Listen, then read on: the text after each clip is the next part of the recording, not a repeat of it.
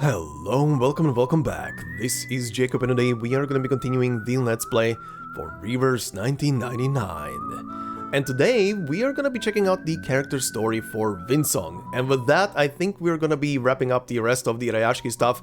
And also considering this is the final episode for Rayashki today, with this character story, we're also going to be checking out as usual, the trailers and stuff. I think I was also asked, I need to specifically check, I think I was also asked and reminded a couple of times to specifically, if I can react to one of the songs, I think it was. I do need to double check that, but we'll see.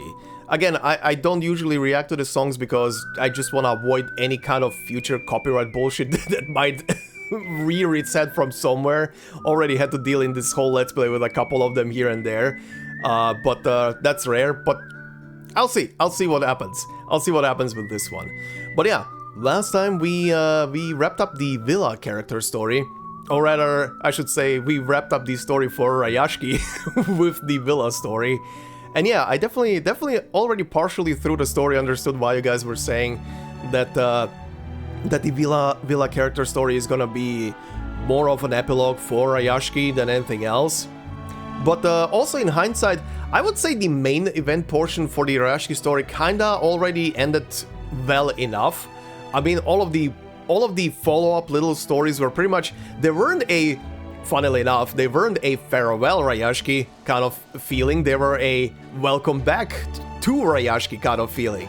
Like, everybody was returning, everything was going great for the city, or town rather, and it was getting back on its feet essentially, slowly over time. And then yeah, in the Vila story we obviously get hit with the thing that was already teased at the main event portion of it, which is the storm, it hitting the city, and that is that.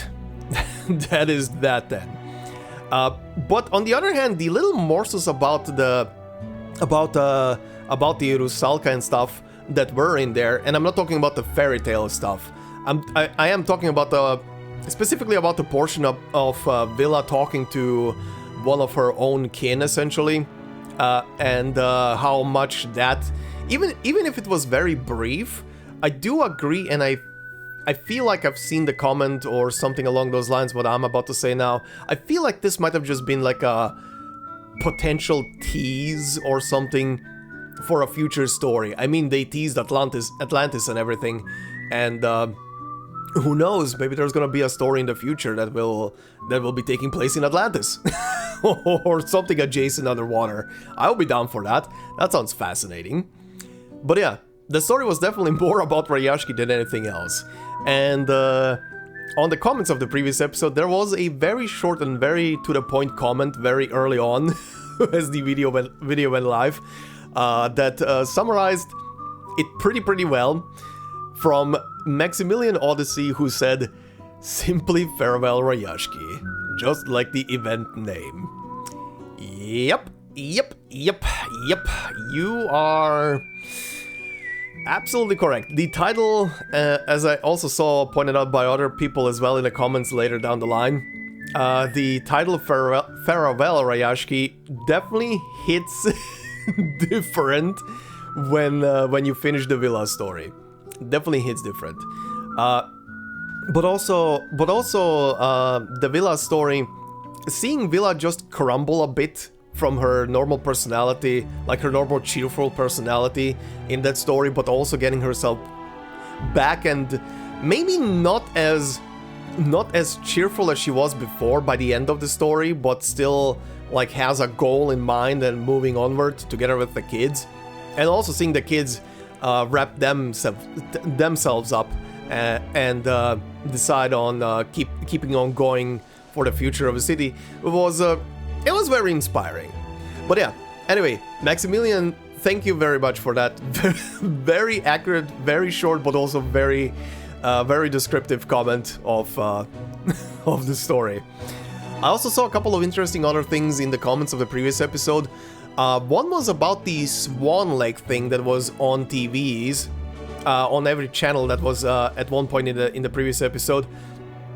Apparently that is something that was used in the USSR on like stuff like morning days or political debate days or something else.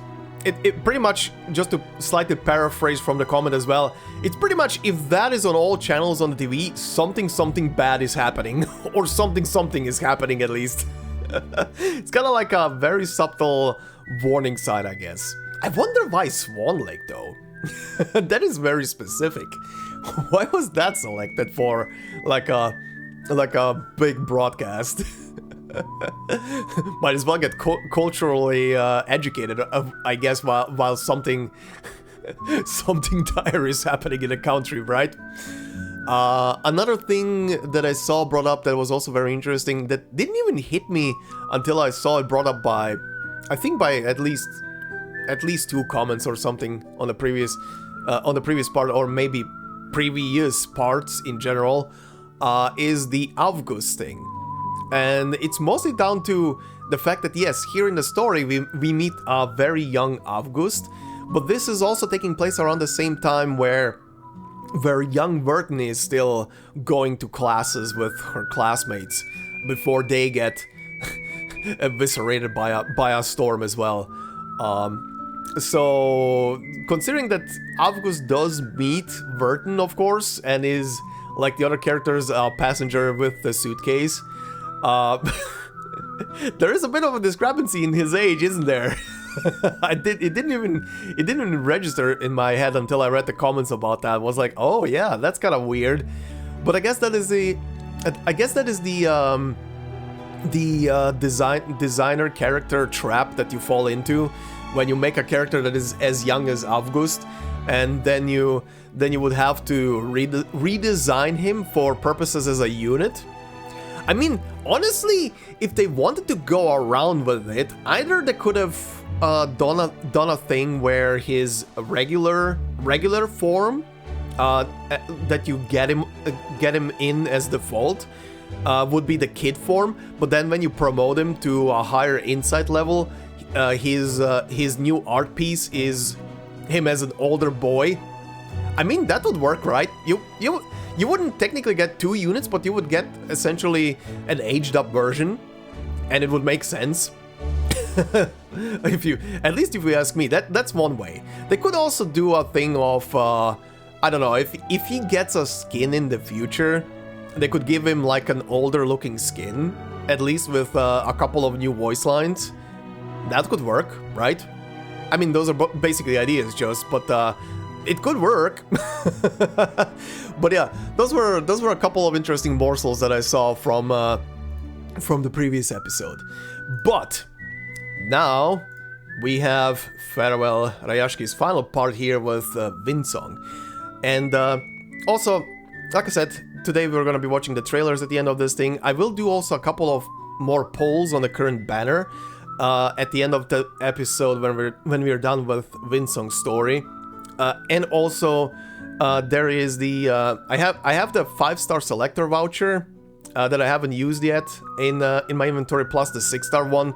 So we can do that at the end of the episode today and get a lot of stuff done, right? Anyway, Windsong, Silver Knot. Let's see. Oh, no introductory cutscene. Oh, they're using. Okay, this is definitely gonna take place. This is definitely gonna take probably partially place during her time starting out as a ley line researcher. Okay. Quarries in the hall. Let's see. Also, very interesting. No introductory cutscene like the one for Vila. Vila got immediately a cutscene.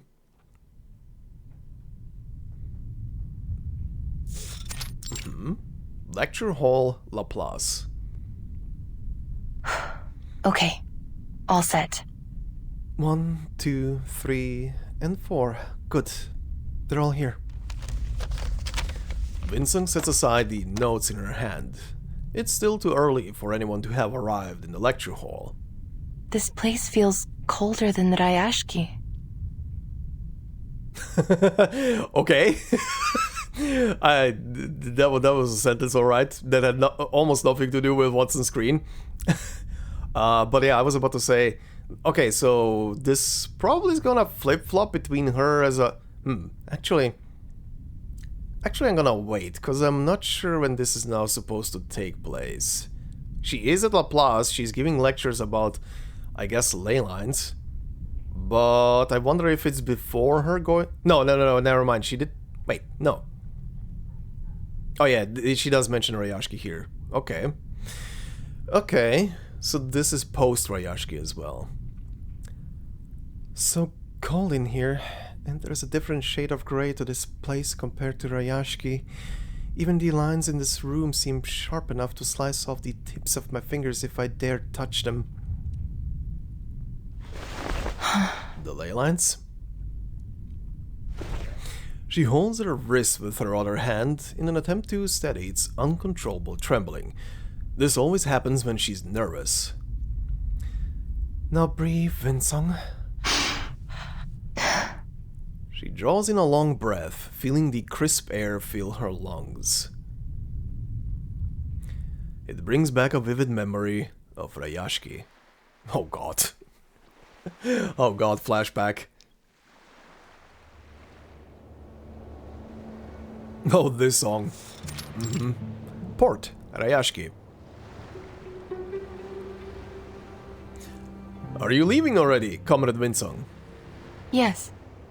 I'm afraid so. Lots to do and so little time to do it. If everything goes smoothly there, I might be able to return before the kids come back from the foundation. For a public tour for Rayashki, huh? Make sure you tell them about all the wonderful things we have here. Yes, they must come and try our uka and the potato stew too. Speaking of which, have you prepared anything for the road, Comrade Windsong? These words are like a signal. Suddenly a plethora of packages are thrusted into her arms from all directions. Was directions ever... Okay, it was. The text went away. Before long, her arms are filled with cheeses of all shapes and sizes. Thank you so much. Thank you all. This is a generous amount of cheese for one trip. She really became part of the town. I see what you're getting at. Of course, we can't have you eating nothing but cheese the whole time. More packages are shoved into her arms. Beetroot, a large ham, a portable gas stove, and a lonely wool sock. One single sock. Take care, Comrade Windsong. Safe journey, Comrade Windsong. The steamship horn sounds echoing across the bay to the mountains in the distance. They stand tall and grey, the silent guardians of the town and its people. In the lingering echo of the horn, the ship departs from the dock. Windsong looks back at the shore. The people of Rayashki are still there, waving to her. She manages to wave in return. The wind becomes more biting, and the snow stings her face. She waves until the town and its people fade from sight and heads to the cabin with her luggage. Cabin? Oh, we're here. She remembers traversing lands covered in snow and lush vegetation, passing the towering mountains of the open bay. She changed from ship to train, from train to car, and despite her best efforts to keep the cheese wrappers intact, they start to fall apart. Just like her memories of Rayashki. Her heart sinks at the thought of that little town. The entire place gone, and these cheeses some of the last things left to prove it ever existed. She takes out one of the packages, takes a small bite, and carefully wraps it back up. That is a very sad cheese. That is a very sad snack. Oh. Windsong, still believe you have a home to return to. She runs her fingers over her wrinkled wax paper. rubs her face and straightens up. Forget about it. Come on, not now. You've got a speech to give. Let's see. I'll start with a brief introduction of myself, then move on to the history of the study of ley lines, followed by... They may have some questions on environmental analysis for me, or perhaps they'll ask about the geological conditions in Rayashki. Better to keep the geological map handy. Here it is. What else will they want to know? The nature of the ley energy? That could be one. She hears some indistinct chatter coming from the end of the hallway. She stares at the door. The muffled arguments quickly become clear, and soon two researchers in Laplace uniforms step inside. Okay, that's supporter of an old man. Look, I don't want to be mean, but I brought this to you a long time ago. You were very... The argument comes to a sudden halt as they lay eyes on her. Welcome, comrades. Are you both here for the lecture? Please take a seat. Make yourselves comfortable. She gestures towards the chairs, but one of them walks straight up to her. Are you giving the lecture today? Are you the ley hunter? Yes. What gave it away? You can call me Windsong. A ley hunter in real life. He leans toward her, as if inspecting a specimen in a glass case. Before Windsong can react, he speaks again. May I ask you a few questions? Why are you still studying ley lines? Oh god, we have to go from here. Because... She opens her notebook, but it provides her with no answer. That can't possibly be your major project, can it? So what is it then? Geology? Environmental planning? No, Her only study has been and will always be that of ley lines. Only the study of ley lines? Yes. She's relieved that she can finally give a positive response. But the two researchers exchange a bewildered look. But, Miss Windsong, I don't think there's much research on, or many studies concerning ley lines these days. Well, there aren't any, if we're honest. Who's funding it? Are there any ongoing projects or publications? I'm not sure that... I haven't seen any studies that included ley lines in the research. Is the study of ley lines considered a scientific discipline, or more of an arcane one? Which journals or publishers do you usually send your papers to? Why? And what made you stick with it? Windsong responds with a bitter smile. Well, it's a long story. Do you want to watch the 3 episodes of a Let's Play? Here you are. She hears more footsteps coming down the hallway. Okay. Researcher 3. One after another, researchers file into the lecture hall. Windsong feels the curious eyes of some as they pass by. Okay, she's getting a lot. Most, however, take their seats quietly. Why don't you go join the others? We'll be starting any minute. The researcher nods and steps back from the podium. He finds a seat at the front, placing his notebook on the table before him. Windsong meets... Why is this auto-scrolling? Windsong meets his eager eyes. Would you share with us how you got into this field of study? His friend also takes a seat in the first row. The murmurs lower as more and more are seated. Windsong takes a bracing breath and rings the bell on the podium. The lights dim, all eyes are focused on her. Ow, my tinnitus. Thank you, Windsong. Ow. Holy. Sorry. Welcome, comrades. Fellow researchers, It is an honor to be here to share some ideas in the study of ley lines with you. The crowd responds with sparse clapping.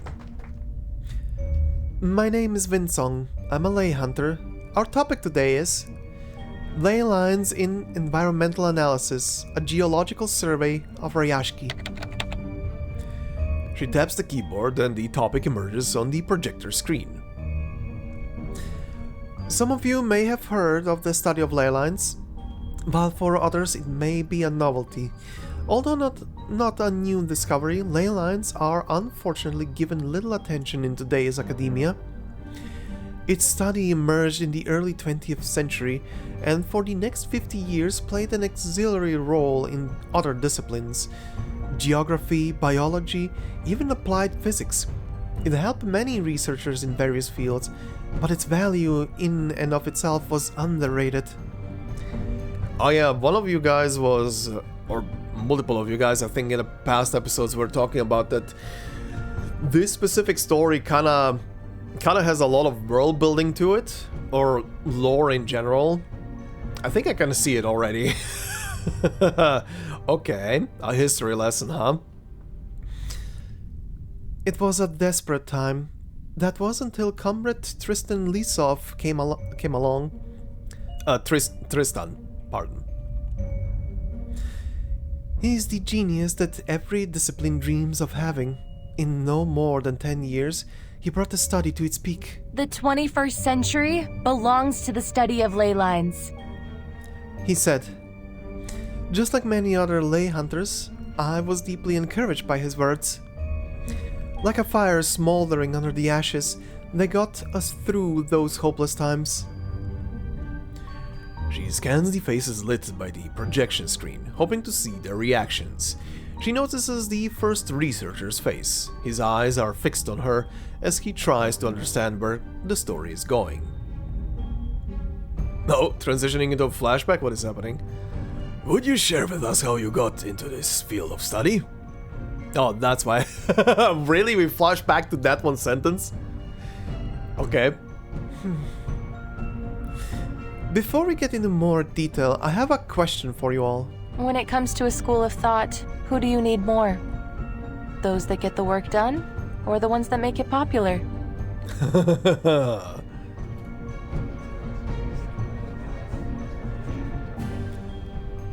Don't worry, take some time to think about it, and I'll come back to it at the end. Okay, well in that case, I would say, first you need the people who get it done, and then you need the people who get the word out. The people who get the word out and make it popular, honestly, unless you need the people who make things popular for funding purposes, then you need them first. It kinda is situational, if you think about it. As I said earlier, I was enthralled by Lisov's enthusiasm and ambition and became a ley hunter. It was a remarkable time.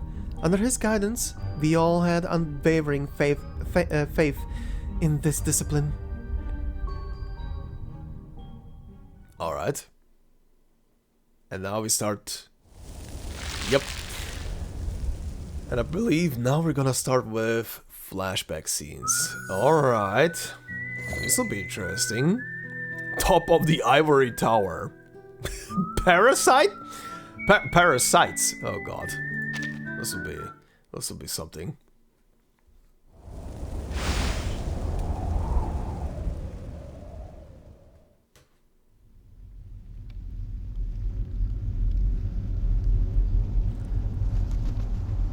A simple world is an ignorant one. You may have grown accustomed to its ignorance, so much so that you don't see it anymore, like how your brain filters the nose from your sight. Stretch your arms and legs, roll your neck, feel your blood flowing and your heart beating, and follow the passion within. At first, all you have are your primitive instincts. Your senses are overwhelmed by the vastness of the world. There's so much information to be absorbed. It's scary, but also intriguing.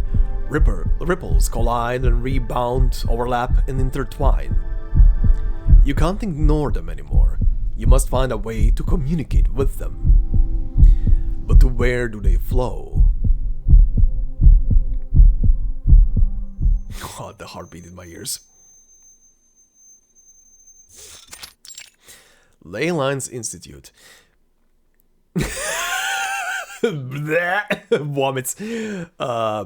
What are you, that chick from 100 Line Defense Academy? Do you need a barf bag? Also young Windsong. Very interesting.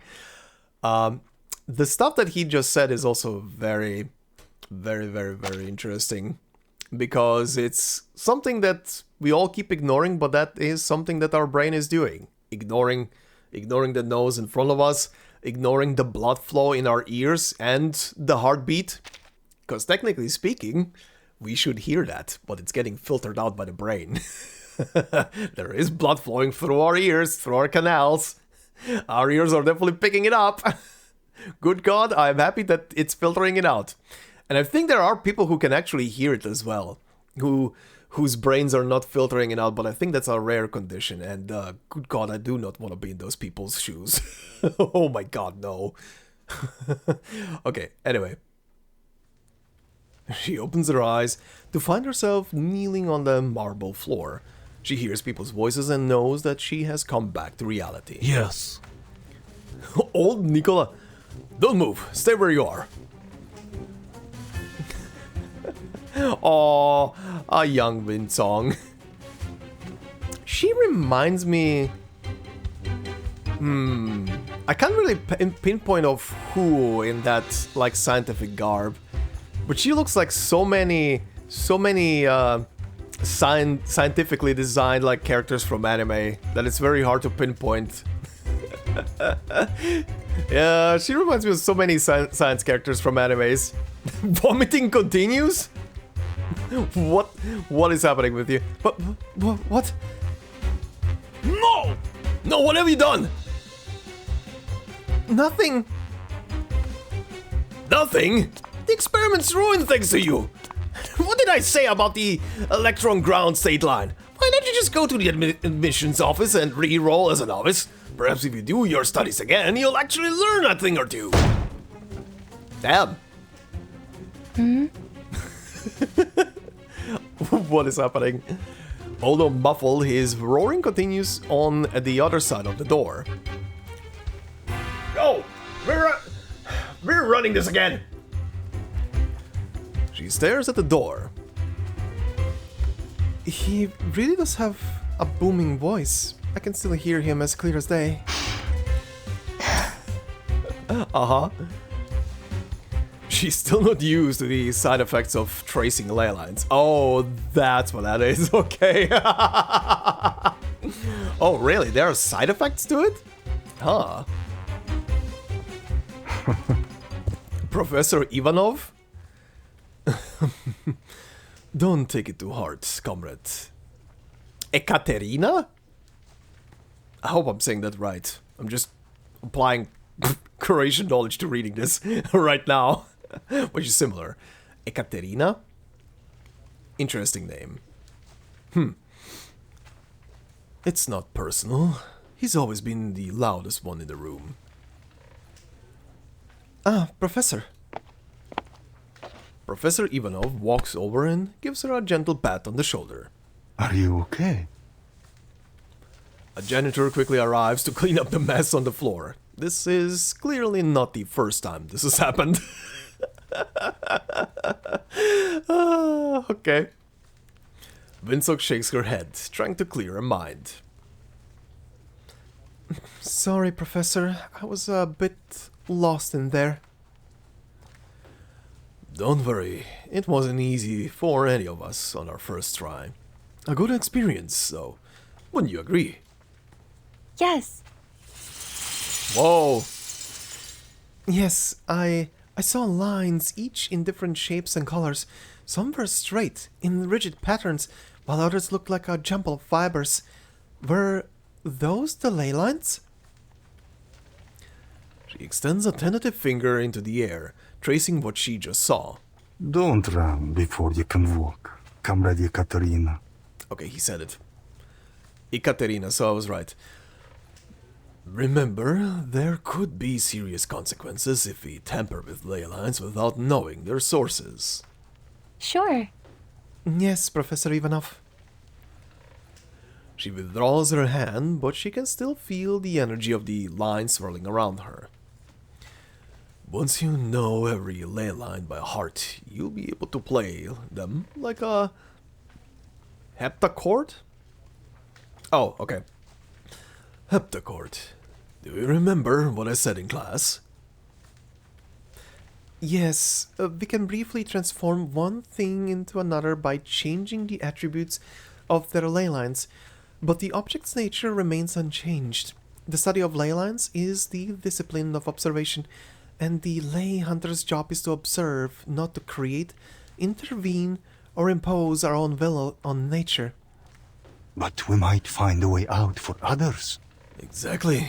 Never intervene, but we might find a way out for others. By revealing the hidden clues in nature, we can lead them to the right path. Lead them to the right path. She repeats his words under her breath. How many days and nights has she spent studying to become a ley hunter at this institute? All her efforts are finally paying off. I told you before, this is our last sample, the last one. Help me. Could you give me a hand, sir? My fingers seem to be stuck. The lab report! The lab report! The lab report! What are those ears on side of your head for, decoration? Yes. Yes, the whiteboard. Bring it to room 302A. Still feeling strange, huh? Everything in this place is caught up with. Everything in this place is caught up with their own hectic schedules. You'll find your place in this institute once you've decided on your research topic. And when will that be, Professor? He shakes his head, still smiling. Take it easy. There's no need to rush. Besides, it seems your colleagues are still struggling to catch up with you, Comrade Ekaterina. He gestures behind her. A number of junior researchers are sprawled out in the hallway, lying or leaning in recovery from what they just experienced. At one end of the hallway, two medical staff quietly wheel off one of them. Was it on a stretcher? On a stretcher? Aw. Are there any projects you find particularly interesting? The one on the Colaria super deep borehole? Oh, that thing? Or maybe the Sverdlovsk Rescue Group? Sverdlovsk Rescue Group? No, I'm thinking about something else. Wait, is this something specific? Okay. The Sverdlovsk thing is actually the thing that I was thinking of. I just didn't hear it. Or maybe I did hear the name when I was watching documentaries about it. But all in order, Colaria Super Deep Borehole is actually called Kola Super Deep Borehole. It did sound familiar, I just... me and names. But yeah, anyway, from the article, this is fascinating, by the way. Good God. From the wiki article that I brought up, and you'll see it on the screen, is the deepest human-made hole on Earth since 1979, which attained a maximum true vertical depth of 12,262 meters, so 12.2 kilometers, aka 40,200 feet or 7,600 miles in 1989. Good God, that is a deep hole. And the other thing, yeah, it's exactly what I was thinking about. It's the Dyatlov Pass incident, or Devil's Pass incident. I think people are familiar with this mostly, so I'm not gonna go too deeply into that. But yeah, there was a mystery about how these people died on that pass and everything. It's kind of I think still to this day a mystery about what actually happened on that pass and everything. If you want to know more, you can see the short snippet of the article right now on screen. But if you want to know more, just look it up. there have been made so many So many documentaries on that thing. I can only recommend just googling about the Diatlo Pass, and you will find a lot. It's a fascinating and bizarre and very sad story. But yeah, anyway, those two are quite prominent. They're making good progress, and the higher-ups are fairly supportive of them. I think they'd suit you well. No. No, I'm quite interested in that one. Are they still taking new members? Has it ever occurred to you that we have safety regulations to follow here? Old Nick's project. Do you know what he's working on? Not really. But the pile of papers on his desk is impressive. Looks like the old guy's trying to build his own Tower of Babel. Don't you want to join one of the more higher profile projects?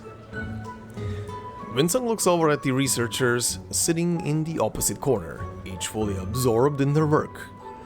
It's the most comfortable corner in the building, and the people sitting there are the true elites of the establishment. That one looks more fun. All right. There'll be a staff restructuring in 6 months. If you end up regretting your decision, there's still a chance we could put you in a different group. Not many people can put up with old Nick, you know. Why? Group meeting, room 105, 8 p.m. Well, Who leylined my coffee into this thing? what? Who leylined my coffee into this thing? No one wants to admit to such a basic mistake. The room falls into a deadly silence. Come on! Which one of you rookies just mess with the ley lines in the room? She tucks her hands behind her back. I was expecting you. Perfect timing, old Nick. Meet comrade Ekaterina. She's going to fill the vacancy in your group. His sharp gaze locks onto her. Windsong feels as though nothing can escape his sight. That wasn't me. I mean the coffee, I think. Windsong senses a smirk lurking behind his beard. Follow me, rookie. He turns on his heels and starts marching away. Windsong hastens to follow him, but Professor Ivanov calls out to her. Comrade Ekaterina? Yes. Yes, Professor? She turns back to face him. The professor stands beneath a huge portrait on the wall. It is a portrait of the founding father of the discipline, Tristan Lisov. In the portrait, Lisov casts a calm and confident gaze to the left, like he can already see the promise of the future. The 21st century belongs to the study of ley lines. The motto is placed right beneath his portrait. It's the first thing anyone sees when they enter the building. Welcome to the new world. Our new world. Thank you, sir. Snapping back to the moment, Windsong's eyes turn to the professor again. And so it began, huh? Our new world. Finally, I can make a difference. Broaden our understanding of ley lines. Lead us into a new future. She gives a solemn nod. She swiftly turns around and rushes to catch up with old Nick. Also funny, the portrait they use for that, even though it's a flashback, the portrait they use in the bottom left corner was from the older Windsong. I don't know if that was an oversight, but whatever.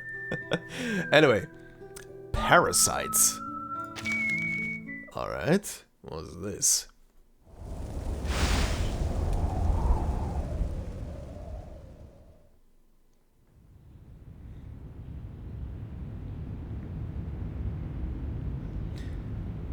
The time is 8:29. 8:29. Ekaterina. Clocked in. Windsong tosses the pen aside. It dangles from the string attached to the sign-in board. Has it only been 3 months? It feels like twice as long. We're moving on to stage 3 today. She yawns deeply. And keeps yawning. She has no time to rest, but the drowsiness is only getting stronger. My jaw. I thought it dislocated for a second. Nikolai is just in his own world. He pinches the bridges on his nose in irritation. Comrade Ekaterina. Over here. Yes. Old Nicola aligns the papers on the desk and sets them aside. I've read your paper. Not too bad for a first draft. I made a few notes that might be helpful to you. When did you leave the lab last night? A little after 2 a.m., Comrade Nicola. I made sure to clock out before I left. Then, when can I see the lab report? Before the end of the day. Today? I don't think so. Your schedule's packed. Is it? What am I going to do? Pack your things. Huh? Why, old Nick? I thought you liked my paper. You can't just flip the switch and start hating me because I yawned a few times? Or can you? What did you just call me? Uh-oh. Sorry, sir. Why do you think there is no one in the lab at this hour? Well... Oh! The researchers are all crowded in front of the notice board. The project bid results have been released. I completely forgot. Go take a look. You did well on the proposal. They'd be smart to have you on their list. And if they don't, you still have your spot on the Arctic expedition team. Have a look at mine for me too. If you're not too busy celebrating any good news, that is. Sure. Sure thing. Uh-huh. The board is layered with papers detailing all the announcements. The latest one is pinned on top, listing the projects that have been granted national funding. Please, I have to get through. Sorry. She can't see past the crowd in any direction. Are you alright? You got a portrait for some reason. Hi, Yelena. Is that you, Comrade Ekaterina? Want a sip? It's vodka. You must have been put through a lot working with old Nick. I'm okay. Ow! That's my foot! Sorry, comrade. The crowd pushes her around. She holds onto Yelena's sleeve to keep herself from falling. Alright, let me see. We're packed tighter than a can of sardines here. We shouldn't have come so early. Alright, let me see. Where's our Ekaterina's hamster project? Hamster project. Gerbil's, Comrade Yelena. There... Gerbil's. The hell are... oh, gerbils.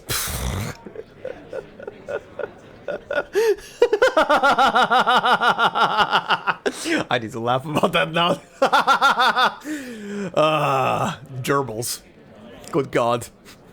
I'm so in the mindset that they're pronouncing everything from like a Russian Slavic perspective that it didn't even hit me. Anyway.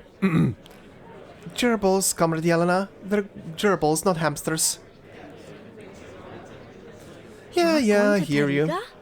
Gerbils. I don't see any gerbils here. Oh, there's your name. You're going to... Taryga? More people push in, squeezing them out of the crowd. Windsong notices that most of the people who are already leaving have satisfied smiles on their faces.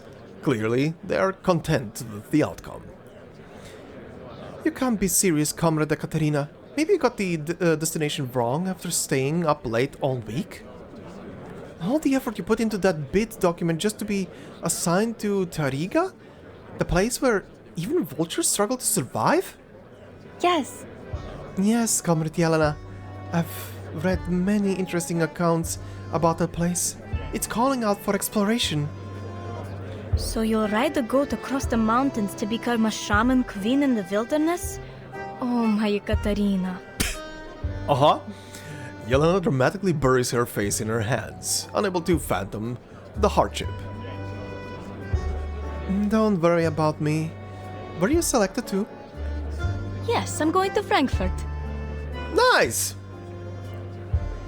Nice place. Definitely an upgrade from Taryga.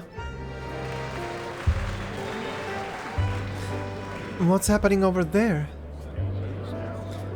Ah, it's Alexei and the boys. Seems like they won the bid too. Alexei? I thought he was working for...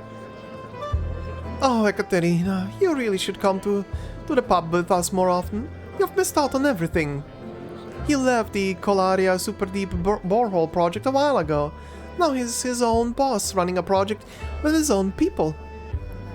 What's it called again? What's it called? Something like a ley line perspective on quantum field theory and its application in energy conversion and transmission. That is a mouthful. Oh, and she says, oof, quite a mouthful. A ley line perspective on quantum field theory. Uh-huh. Quantum field theory? But we don't have any optical lab here. Where are they going to do the experiments? Who knows? I'm sure Alexei will find a way. You know, with help from his family. Oh, so he's well off? His old man wouldn't bat an eye on the bill required to build a new lab. Yep. You wait and see. With his articles getting published one after another, there's no doubt that he'll be made director of some department soon. And there is no other discipline that gets as much love from the journal editors as ours does. People put a lot of faith in ley lines, you see. Until it all crumbles. But people like old Nick can't stand when academics cut corners, so you never would have heard any of this from him. I see your point, Comrade Yelena. I know what you're trying to say. That passion from the populace can sometimes be a threat to scientific rigor, but it also gives us an edge, don't you think? Don't you remember that village we visited? The chief must be a... Varangian? That doesn't tell me much. Stubborn guy. But even he granted us permission to explore near their village when we said we were ley hunters. Yes, but that was because he wanted us to see if there were gold mines or oil beneath their village. Yes, my dear Ekaterina, and we'd probably still be enjoying the saunas in their banya if we hadn't broken the truth to him so quickly. But let's not argue over the past. In the end, we successfully completed the task and gathered enough materials for a report, didn't we? It's true the chief didn't get the news he wanted, but at least we secured our spots in the institute, and it was all thanks to that report. She recalls the chief's furious expression and piercing gaze. He had looked at them as if they were a pair of frauds. The memory sent shivers down her spine. Well, what are you going to do in Frankfurt then? There's a new project on hydrothermal mineral deposits, and I've had enough of the cold up here in the north. It's time to go somewhere warmer for a change. Sounds good. I heard they have some nice hot springs there. Maybe you can give them a try? In Frankfurt? Are there hot springs in Frankfurt? I mean, there's good food. It's Germany. But hot springs? Does Frankfurt have hot springs? I'm confused. Maybe it does. I've never heard about them if they do have them. Yelena gives a joyful smile. I can bring you something back. You always give the best advice, Ekaterina. I'll be sure to keep an eye out for any gifts. Maybe I can bring you something back. Sausages, of course. Sausages or some apple wine would be perfect. How about you? Would you like a bear cub from the north? A bear cub? Can you spare me that one? Take care. We won't be seeing each other for much. We won't be seeing each other much for a while. They lightly touch cheeks, and Windsong watches Yelena's right away. She realizes that the hallway has become quite quiet again. Having checked their results, the crowd has long gone. But Windsong has one more thing to check. She doesn't see old Nick's name on the first page, so she flips to the next, and then the next, until she finally finds his project on the last sheet. Then she notices the yellowing papers beneath. Sustainable agriculture in developing countries, a ley line analysis. A ley line perspective on efficiency in heavy industry and optimization. Prospects and development, theory and applications. This is the work of every ley hunter in this institution. She runs her fingers along the pages, finally coming to a stop on the oldest one. Here lies the history of ley lines. She mutters to herself. So many people have tried so many things, and all at the same time, simultaneously exploring the possibilities of applying ley lines to all kinds of disciplines. Why? Most of these attempts seem to have only scratched the surface. She goes through them all again. Many of them were given up when the researchers encountered the first few obstacles. It's like they never even intended to dig deeper into the subject. 2, maybe 3? There are no more than 3 topics within the same area of research. Maybe they'll come back to them when they have more data? It's still a young subject after all. But so much talent and brain power has been diverted to all these different areas. If we just work together more, we'd probably have a wealth of knowledge by now. No wonder old Nick doesn't like it here.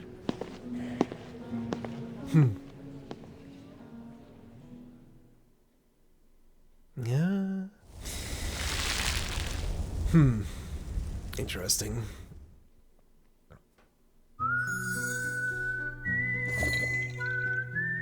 Yeah, no one is really paying attention to the whole ley line thing. They are just going about their own things, going to their own places. They don't see value in it, basically. Alright. Tortoise and the hare, huh?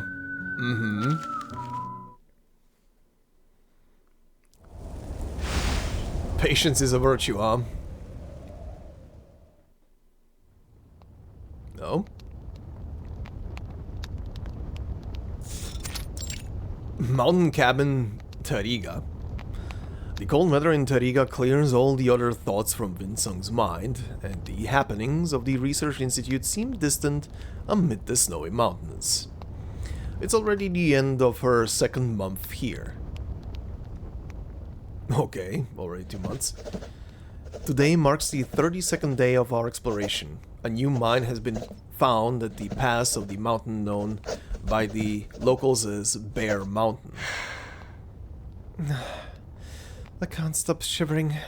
No heating, no hot water. Taryga is cruel. I better ask the gatekeeper to bring me some firewood. She pulls a blanket tighter around her shoulders. Aside from that, she dips her pen in the ink bottle. We also found a group of critters, which the locals refer to as shamama, during our mining. After thoroughly examining their feather and excrement and observing their habits and behaviors over a period of time, I believe these shamamas are a variant of the long extinct critters, the the domovoi. Really? Thank you, Sophia. That almost sounds like a full real name. Anyway. With much effort, we have successfully relocated them to a new reservation. Thank you, Sophia. I wouldn't have been able to identify the shamamas without your help. She's writing to Sophia, a researcher who previously shared information about critters local to Taryga with her. Their correspondence is piled high on the table. Boy, Oh, boy, that's already quite a stack. How many letters have we written? she pulls the letters closer to her and counts them one by one. Oh, there aren't a huge number. It's just that each of them is quite chunky. I totally get it, Sophia. Living in a place where the mailman only comes once a fortnight and cramming as much info into each letter as possible. We've never quite managed to squeeze our theories into just one page, have we? Today's letter, however, is concise. I have received news that my paper has been successfully published. Can't wait to catch up with you in Yakutsk. Upon writing the last word, she sets the letter aside to let the ink dry. Yakutsk. Some say it's even colder than here. Oof. But Sophia and those Ovniks? Ovniks are there. Definitely worth a visit. Ovnik? Is that the name? Sitting up in her chair, she picks up one of the letters to check. Funny that I've never noticed this. Dear Comrade Ekaterina, comma, regarding the critters you found, dear comrade, comma, in response to the previous questions on ley lines. Not exactly the so glad to hear from you. Take care and stay warm. Your faithful type, are you, Sophia? Always straight to the point. If you wore a pair of thick glasses, you'd be a real Professor Stoneface. Amused by the thought, she folds the letter and puts it in a new envelope. Leave it at the door, please. And could I also get some more firewood? I have a letter for you, Comrade Ekaterina.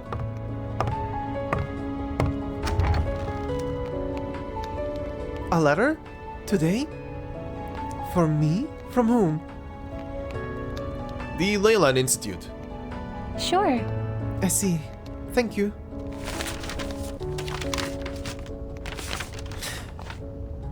A complaint letter? About me? From Frankfurt? Huh? Frankfurt... Yelena? The old notice board, the smell of ink, and the conversation about sausages and apple wine suddenly come back to her. Could this have anything to do with her? The letter gives no direct answer. Do you have anything to mail? If not, I'll leave you to your business. Wait a moment, comrade. Is there a bus leaving for this address today? It's urgent. Why a complaint letter? Yelena and Alexei stand in the office, muttering to each other with grave expressions on their faces. What on earth is going on, Comrade Yelena?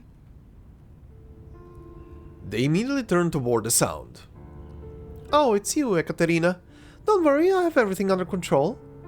It won't cause you any trouble. Why? Why was I on your bid document? We aren't even in the same group. I was trying to secure more funding, so I listed you as a co-author of the report. I should have talked to you first, but none of us would be in trouble if he hadn't filed the complaint to get back at me. Who? Some hotel owner in Frankfurt. He asked us to check if there were any gold mines beneath his hot spring. And did you promise him anything? Oh, Ekaterina, I didn't really promise him anything. She stares at Yelena in both disappointment and anger.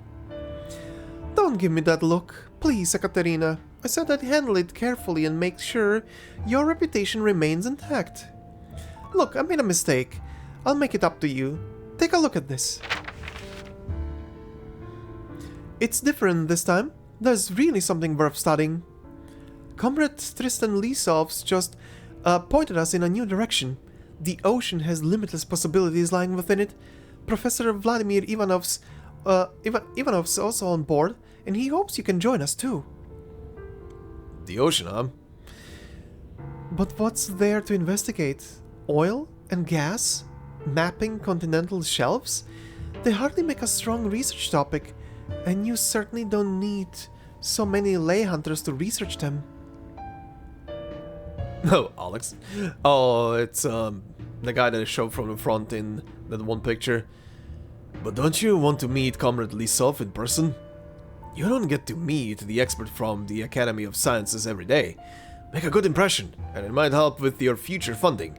You never know. He's right, Ekaterina. Let's go together, shall we?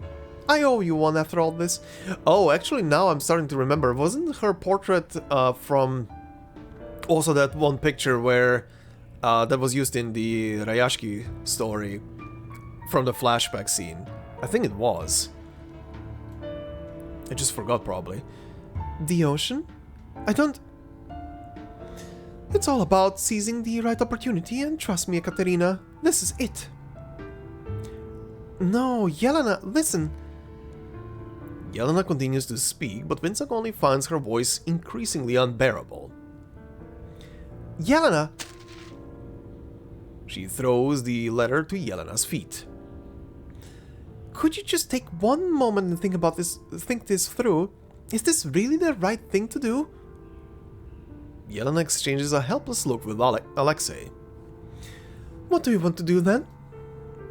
Windsong opens her mouth. All of a sudden, she hesitates.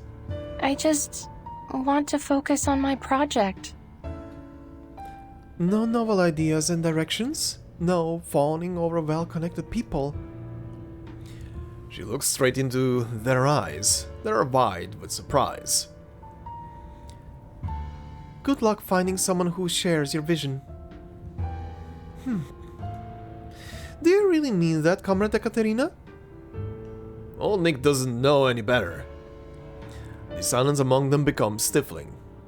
You can't stay in your little bubble forever. There's a lot happening out there, and you can't escape from it by wandering in the wilderness. Do you have any idea how hard it is to publish a paper these days? You've got to earn Professor Ivanov's trust to win him over. Then he'll bring up your name to Dean Lisov, or maybe even introduce you to him in person. Getting there requires talent, wealth, and social skills. Otherwise, who knows how long your paper will sit at the bottom of their drawer. Well, maybe not that long. Someone else will probably beat you to publishing your idea. Old Nick never warned me about any of this. That's why old Nick is always old Nick. Not Professor Nikola or Director Nikola. He's never been credited as the first author of a paper. No, this is sheer violation of academic integrity. Academic integrity? What's the point of valuing integrity if the subject barely exists anymore? We found no new theories, theorems, or laws. We've just been verifying the existing ones, telling the world what it already knows. No one knows the subject better than we do, and we all know there's nothing sophisticated about it. At best, it's just a You tool must understand that better than any of us. Okay, very specific voice acting this time around. Like a sentence that is later in the sentence. At best, it's just a tool serving other subjects. With just a slight turn of her head, Windsong can see the notice board beside him. She remembers those projects, the history written on the fragile, yellowed papers. No. I've made up my mind. I don't want to be a part of this. And please don't add my name to any more of your lists, Comrade Yelena. Wait. Wait, Ekaterina, you can't just leave. What is it? What if? If you insist on not participating, you have to tell the professor yourself. Fine. I'll talk to him. Alright. Come in.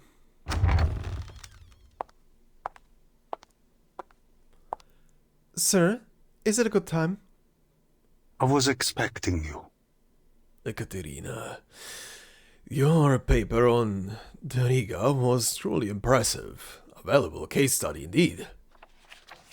Putting the journal aside, Professor Ivanov greets her with a warm smile. Comrade Tristan Lisov has also read your paper. He told me he's looking forward to seeing more of your work on the upcoming project. That is an interesting tune to use here. a heavy bass in the back to accompany this, huh? That is why you're here, is it not? He gestures to the chair across the table, then pours some tea into the cup in front of it. Yes, sir. I appreciate your and Comrade Lisov's recognition of my work, but I won't be joining you in this new project. Why? It's a good opportunity. He pauses, still holding the teapot in his hands. I understand that, but I've decided on my next topic. She hands him a crumpled envelope. The professor pulls out a thick stack of papers from it. What is this? He takes the glasses from his pocket, puts them on, and peers at the letter.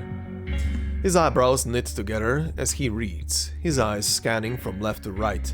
After a moment, he puts the letter down. Ovinik. Yes, sir. He takes on a somber countenance. Comrade Ekaterina, I trust you to be a person of reason. There's simply no other project more promising than the Ocean Project. It's led by the founding father of our subject. Anyone who writes a paper under him will undoubtedly take a significant step up the academic ladder. Yes, I have no doubt about that. Why? Then why would you give up such a valuable opportunity and choose to work in the north with some nobody instead? Valuable... Yakutsk has its value too, sir. Yes, an interdisciplinary study on critter ecology. That could be interesting. But what will that project give you? You're on the upswing of your career thanks to your paper on Taryga.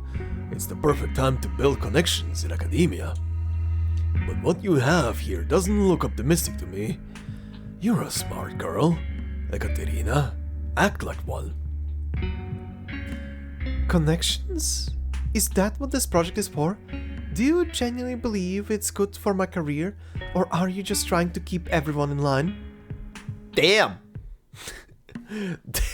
Damn. For a moment, the professor seems puzzled. Comrade Ekaterina? If you really want to advance in this field, you'll find yourself at a disadvantage if you haven't participated in any projects primarily focused on ley lines. You know as well as I do that there hasn't been a ley line project as significant as this one since 1982. If this project succeeds, the credibility of the study of ley lines will skyrocket, as will the recognition of the researchers who have contributed to it. With all due respect, sir, all I see is a group of people who share the same passion for meeting Comrade Lisov.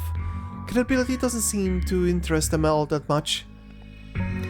I don't see any diligence here, just a thirst for fame. Your valuations are all wrong, Professor. The professor simply shrugs at her sharp comments. To tell the truth, I felt the same way when I was a young researcher myself, Comrade Katerina. I still remember my first meeting with Comrade Lisov. My mentor gave me a fancy foreign magazine to bring along as a gift. I was terrified. It wasn't easy to get one of those back then, and I could tell it was expensive. But Comrade Lisov was very kind to me. We talked like old friends. He appreciated the magazine and introduced me to many other researchers in the following years. It's a much faster way to find your footing in this circle than publishing papers year after year. You have to understand that if he agrees to endorse your research and introduce you to his connections, you will effectively have his reputation added to yours. People will hold you in high regards because of it. You'll be able to research whatever topic you like, and people will come to you for collaboration instead of you groveling to them for a job. Don't overthink it. It's simply a social obligation. No different from greeting your neighbors when you move to a new community. Don't let emotions blind you, Comrade Katerina. Trust me now, and you'll see its rationale in the years to come. It's wisest to leave this project of yours be. He folds up the letter, puts it back into the envelope, and goes to toss it in the paper bin. No. Damn! Damn! Also, yeah, no! She snatches the envelope from his hand. Sorry, sir. It's not just an invitation letter. My experiment data is there too. Will you join us then?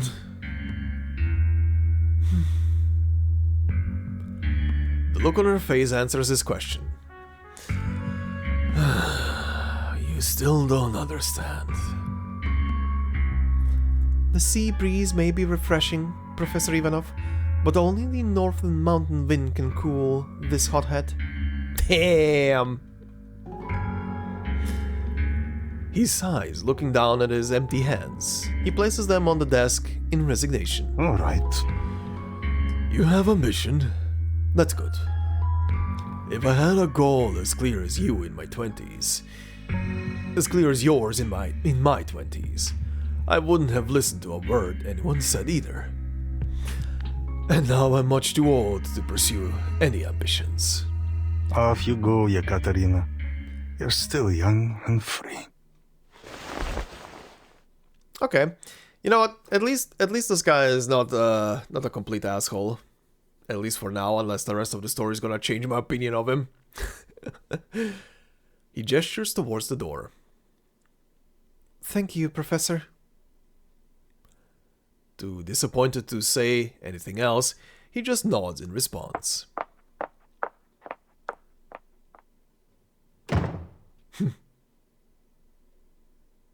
Well, she successfully told him off, but also made her case clear. That's very good. But yeah, hopefully this guy doesn't turn out to be a complete asshole. He seems fine. Okay, let's see. The researcher in snow. Okay, so this is her going even more north. At some point she's gonna adopt a big fluffy coat. Nice mountain range. Snowfield, Yakutsk. It's an ordinary morning in Lesnaya Forest, located in the coldest part of Yakutsk. A branch from a nearby tree breaks under the weight of the snow, sending a cascade of glistening flakes to the ground. A snowy owl turns its head, its large round eyes fixed on the figures in the snow. Sophia? Shh. And she doesn't get a portrait. You found them. Uh-huh. Just nods. The number of Ovenics in the area has reached the minimum viable population size you calculated. That was just a rough calculation. We didn't have enough data about them, so I used the data of a similar species. We'll need more information to run a more accurate calculation. It's already October. It's minus 30 degrees right now. Oh my god.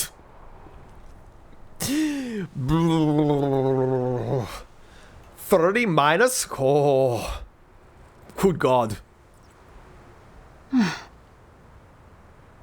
Sophia blinks, her eyelashes coated with white frost. Even if you can make a fire through arcane skills to keep us warm, all the roads are still blocked. As she speaks, her eyes are fixed on the Ovenics playing in the snow. I think they'll survive until May. How long have you been here? 3 months. Thanks to your help, the project is progressing much faster than expected. And in that time, we've located our nests, investigated the surroundings, and had a model established. Thanks to your help.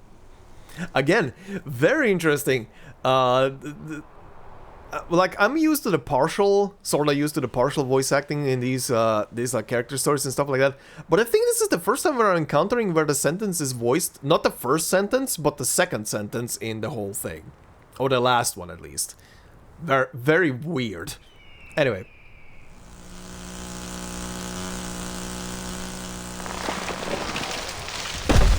Oh, okay. Startled by the sound, numerous birds take flight, and the Ovenics scramble back to their cave. Why? Who's sawing wood in this weather? The local sawmill, of course. Oh! Having suddenly thought of a new idea, Windsong starts scribbling on her map. The forest falls into silence again. But the silence comes too suddenly. They're immediately alert. Not far from them, behind a pile of snow-covered branches, the head of a white wolf emerges. Sophia? Look! Stay low. The white wolf leaps over the woodpile. It is clearly starving. Each rib is visible beneath its fur. Oh god. It sniffs at the cave's opening, its tail gently brushing the ground. It's looking for food. It won't fit through the burrow's entrance. They watch the white wolf in the distance, neither one daring to move. The wolf continues to pace around the cave. It has caught the scent of the Ovenics within. At its command, more wolves emerge through the snow. They gather before the cave and the white wolf starts digging. The other wolves patrol the area, apparently looking for any other entrances to the burrow. Don't! She pushes Windsong back down. The white wolf has already made a hole the size of its upper body. No. Once again, she places her hand on Windsong's shoulder. The wolves will get them! A sudden commotion interrupts their hushed argument. An Ovenic dashes out of the burrow and springs onto the white wolf. The white wolf howls in rage. It dives to avoid the hit and bites the Ovenic on the shoulder. The two roll over in the snow. More wolves circle around, pushing and nipping at the Ovenic. Soon enough, it is dripping with blood. We can't just stay back and watch this happen. Before Sophia can react, Windsong jumps up and charges toward the wolf pack. Okay, I cannot read that, but the same incantations as in the main story anyway. You're not helping, you know. Sophia has also rushed over. She walks straight past Windsong, kneels before the wounded Ovenic, and checks on its injuries. I didn't harm any of the wolves. The worried look on Sophia's face makes her a little uneasy. We should head back. We really shouldn't leave any humans sent here. Uh-oh. They follow the gentle cooing to the burrow. A fluffy head pops out from the hole dug by the white wolf. Is that a cub? Enraptured, Windsong turns to Sophia, only to find tears in her eyes. Stop here. She catches Windsong's coat, stopping her from moving any further. No. We can't go any closer. We mustn't cross the line. Frightened by her gaze, the cub quickly dives back into the burrow and vanishes from their sight. Shall we go? Mm-hmm. She nods, casting one last glance at the burrow. Let's go home. I mean, yeah, they're there to observe. They should have also let the wolves do their thing. As painful as it is. Forest cabin, Yakutsk. The cabin is warm and quiet. Only the crackling of the fire and the sound of Windsong's scribbling fill the air. There is also the occasional sound of Sophia flipping through papers. Sophia? Do we have any beer grease left? My fingers are horribly itchy. Beer grease? Still caught up in the excitement of learning about the cub, she draws a tiny ovonik on the map right next to where they found it. Okay, I get the fact that they're using the grease to pretty much as hand cream for how damaged their skin has to be on their hands from the cold. But beer grease, huh? Never heard about that being used as like a hand cream kind of solution for damaged skin. Sophia puts down the papers and fetches her a jar of white salve. Don't you Arcanists have some kind of magic ointment? You know, ones that heal frostbite and such within seconds. Probably, but I don't know much about them, to be honest. Sometimes human medicines are more effective. Can't ley lines make frostbite disappear? No, they can't change a fact. Then you really shouldn't have taken your gloves off out there. She takes some grease from the jar and starts slathering it on the back of Windsong's frostbitten hands. Still trying to master the art of sketching with my gloves on. And let's face it, if he hadn't written down all the information on the spot, we'd still be clueless about their migration patterns. Oh yeah. If no one listening to this has ever tried to write something even with the thinnest of gloves, it's so crazy how it's difficult. I remember in a job that I had years ago, I was legitimately just wearing the thinnest white gloves that I had on hand, just for some small work. But I also had to write something down, and every time I had to write something down, I would have to take the gloves off because I couldn't write. I could not write with the gloves on. It was ridiculous, even though they were pretty much just minutely more thicker than like the average like latex gloves or something. She pushes a sketch over to Sophia. Here, this is the latest illustration depicting the ley energy of this group of ovnics. She takes out another piece of paper. And this is the graph we drew 3 months ago. As you can see, the population significantly increased, and some of them have started breeding. We've made pretty significant progress in maintaining this sanctuary, but there's still a lot to be done. It's very fascinating. Even though people were up until the point of Rayashki dismissing the ley line stuff quite a lot. When you think about it, the ley line stuff is kind of like a crazy method of just surveying everything without the need to dig or something, which is actually what makes me baffled by the fact that more people are not using it to survey areas and find good resources, that biologists who are observing animals are not using it to again, observe the animals without interfering with the animals themselves. Like it's such a crazily good surveillance tool, in a sense. She points at the map, but quickly pulls back her finger, realizing there is still grease on it. The spot over there, yes, that's the lumberyard. It used to be part of the conservation area, but apparently not anymore. How long has the sawmill been there? Sophia puts the newspaper down on the table. This newspaper's from last week. Where's the latest one? Comrade Yekaterina. You can't be serious, Comrade Ekaterina. The ranger only goes to town once a week for supplies. All the newspapers we have are a week old. We've been here for months. Did you seriously not notice all this time? She looks at Windsong with a hint of confusion. You do seem to care very little about the outside world. You've barely mentioned it since we entered the forest. I was totally caught up with those Oveniks, so They seem to be all you ever want to focus on. Throughout this conversation, Windsong has been absent-mindedly drawing on the paper. It's already October, Sophia. How much longer do you plan to stay here?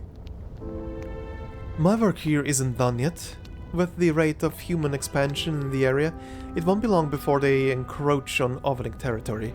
If I leave now, I'm worried the Oveniks here will be left vulnerable. I'm planning to set up a new conservation area in the spring, in a place where they and humans won't get in each other's way. There I'll have to make sure they settle in well. So that'll be about a year from now. What about you, Yekaterina? Windsong rests her chin in her palm, falling silent. I'll have to go back to the institute once my paper's done. If it gets published, people will learn about the critters here, and maybe some will come lend a hand. Just like they did in Taryga. That would be just the help I need. She walks to the window and looks at the snow outside. The ranger told us we had to leave in 2 days. They're closing off the area for the winter. 3 months. I doubt much has changed back home. Following Sophia's gaze, Windsong peers out the window and scans the distant mountains. I wonder if it's already started snowing at the institute. Feeling a bit of homesickness.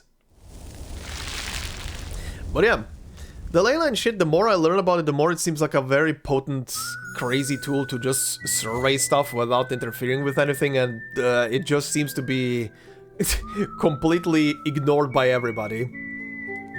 Like, sure, let's use these cumbersome tools to survey and find stuff.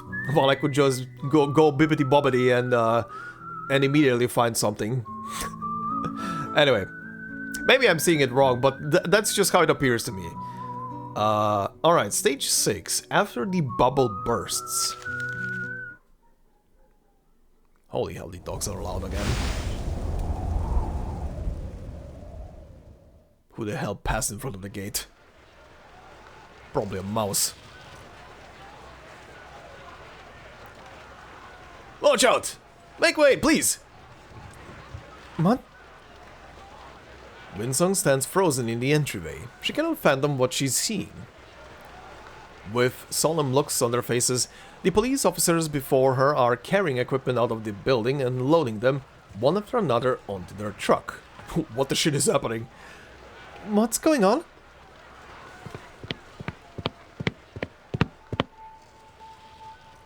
Comrade Yelena? Comrade Alexei? What's happening here? Why? Why are the police confiscating our equipment? And why does everyone look so sullen? You're back, Ekaterina. How are your little critters? Looking very, Yelena forces a smile. Couldn't be better. The paper is finished and I've sent it off to the editors. Where is everyone? Yelena and Alexei exchange a glance. Haven't you heard? The study of ley lines. is no more. Yeah, but why is police carrying shit away? No more?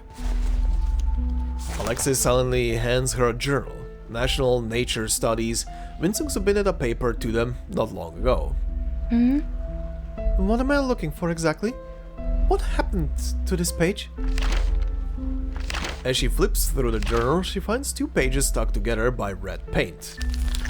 All she can make out are the features of a familiar face on the unglued edge of the page. Tristan Lisov? I'm sorry.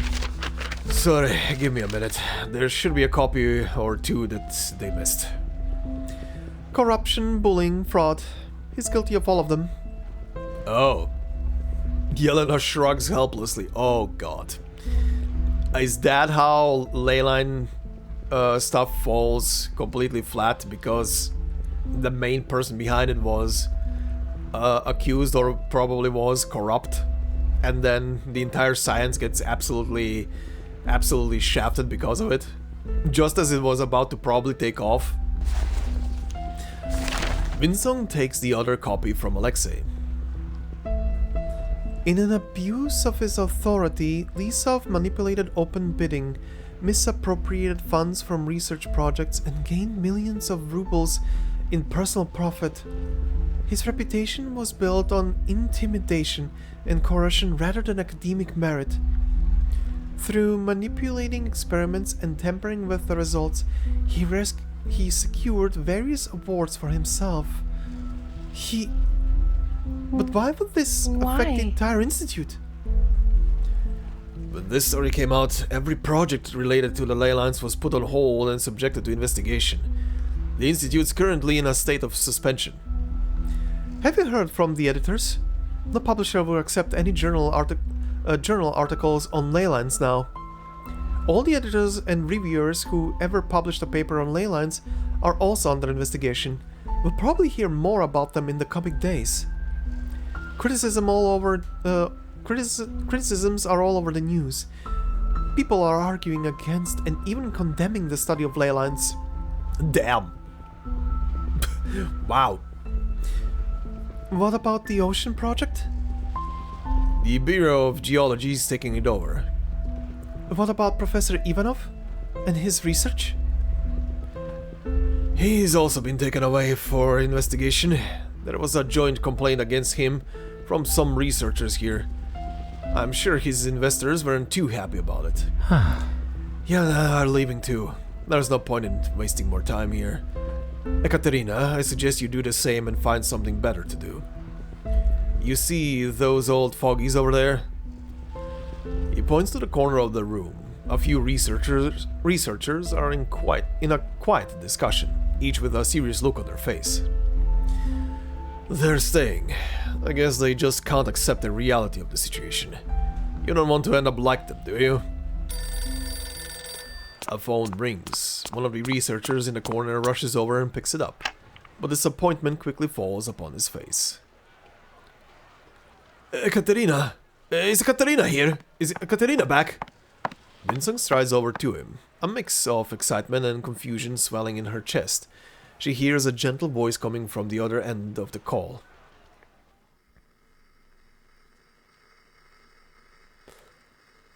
I'm gonna guess Ivanov. Hello, is this Comrade Ekaterina? Yes. Yes, who's this? Oh no, never mind. Comrade Ekaterina, this is a call from National Nature Studies. Thank you for submitting your work for us. But we regret to inform you that your paper didn't meet our requirements for publication. Windsong looks at Yelena and Alexei, who seem to already know what the call is about. They both shrug. Why? Why is that? I wasn't aware there were any new requirements. Firstly, we were unable to verify the accuracy of the data. Secondly, we are currently discussing whether we will continue to publish essays related to the study of ley lines. In the meantime, you may approach other publishers for consideration. You'll hear more from us once the decision is finalized. We wish you all the best. Goodbye. Before she can answer, the lady... Oh, there was a lady, never mind. Screw it.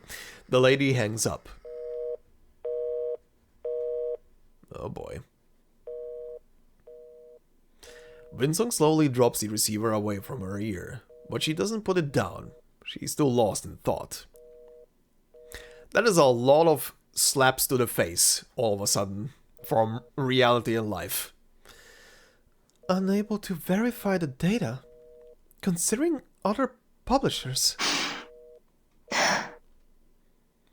No! Academic circles no longer acknowledge the study of ley lines, and ley hunters are no longer considered to be scientists, only arcanists. They said that it's extremely shallow, even as an arcane subject. They said it amounts to nothing more than some colorful lines and fails to offer a substantial interpretation of any phenomena. But who would claim their subject to be the only answer to all the mysteries of the world? Well, now I know why this discipline went to the shitter. The ley hunter walks back to his corner. Yelena comes over and gives... Windsong? Yeah? Mouse, where'd you go? Gives Windsong a gentle pat on the shoulder. She takes the receiver out of her hand and gently returns it to the phone. Windsong just stands there, a blank expression on her face. Why? How did we end up like this? Well... When everything is being held by one guy, and that one gets deleted from everything and accused of stuff, then yeah, good god. But yeah, that the whole subject would suffer because of him? Damn. He was really the face of it, huh? Okay, yeah, they literally took their portraits from this one picture. Okay. Many things had to be fixed at the time, and even more needed to be closed. I had to stay at the Institute for a while. Some colleagues were held by the authorities for academic misconduct and subjugated to punishment. Some left because there were no longer enough funds to support their day-to-day. Okay, I'm gonna have to reread it. That included Yelena and Alexei.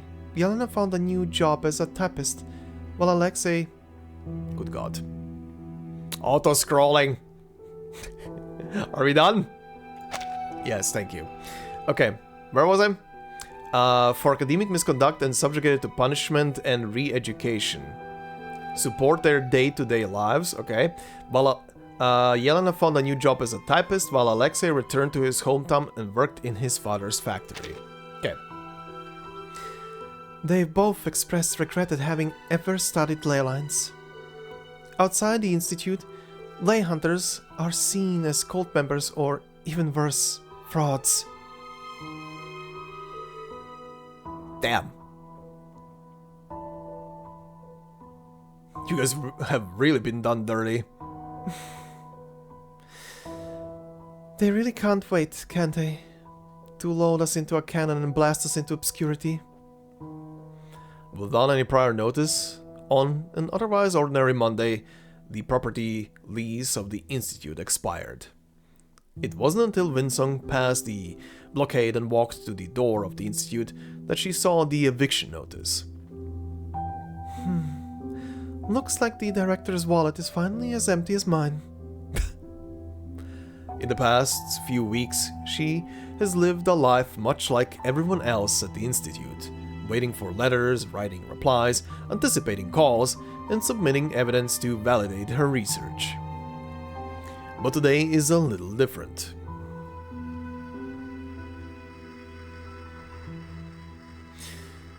Please, hold on a second. Yes, is there anything else you need? We're planning to move. Please write me back at the new address. I'll make sure to include it in the letter. I will. Have a good day.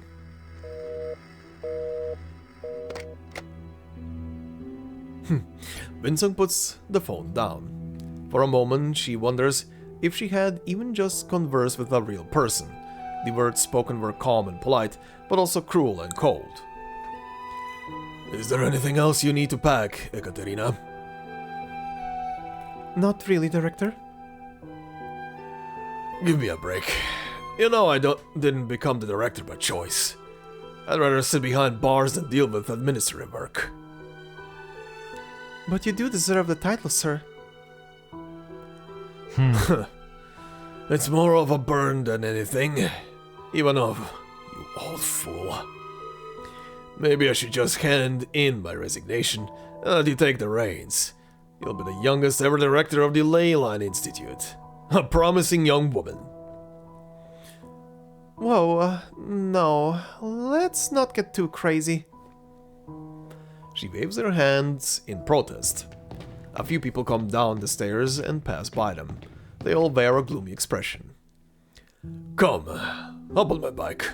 I'll give you a lift to the new office. It's quite a walk from here. They walk to the exit together.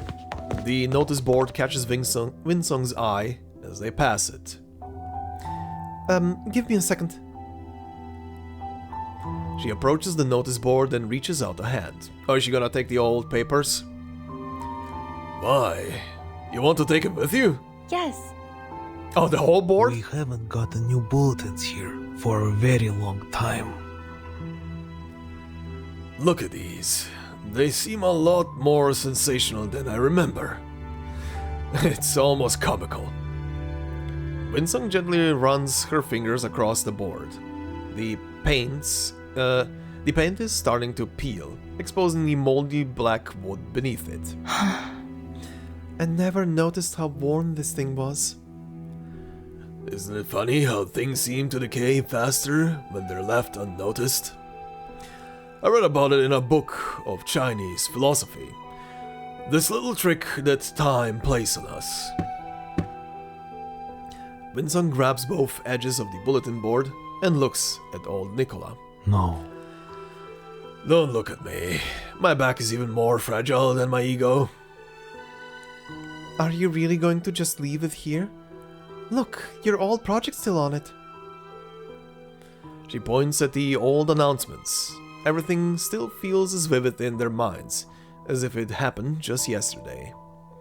But to old Nicola, they are now a painful memory.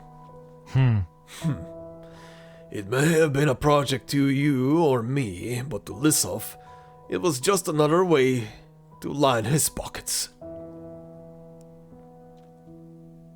Okay, so he was definitely corrupt, huh? Nevertheless, he bends down and lifts the other end of it.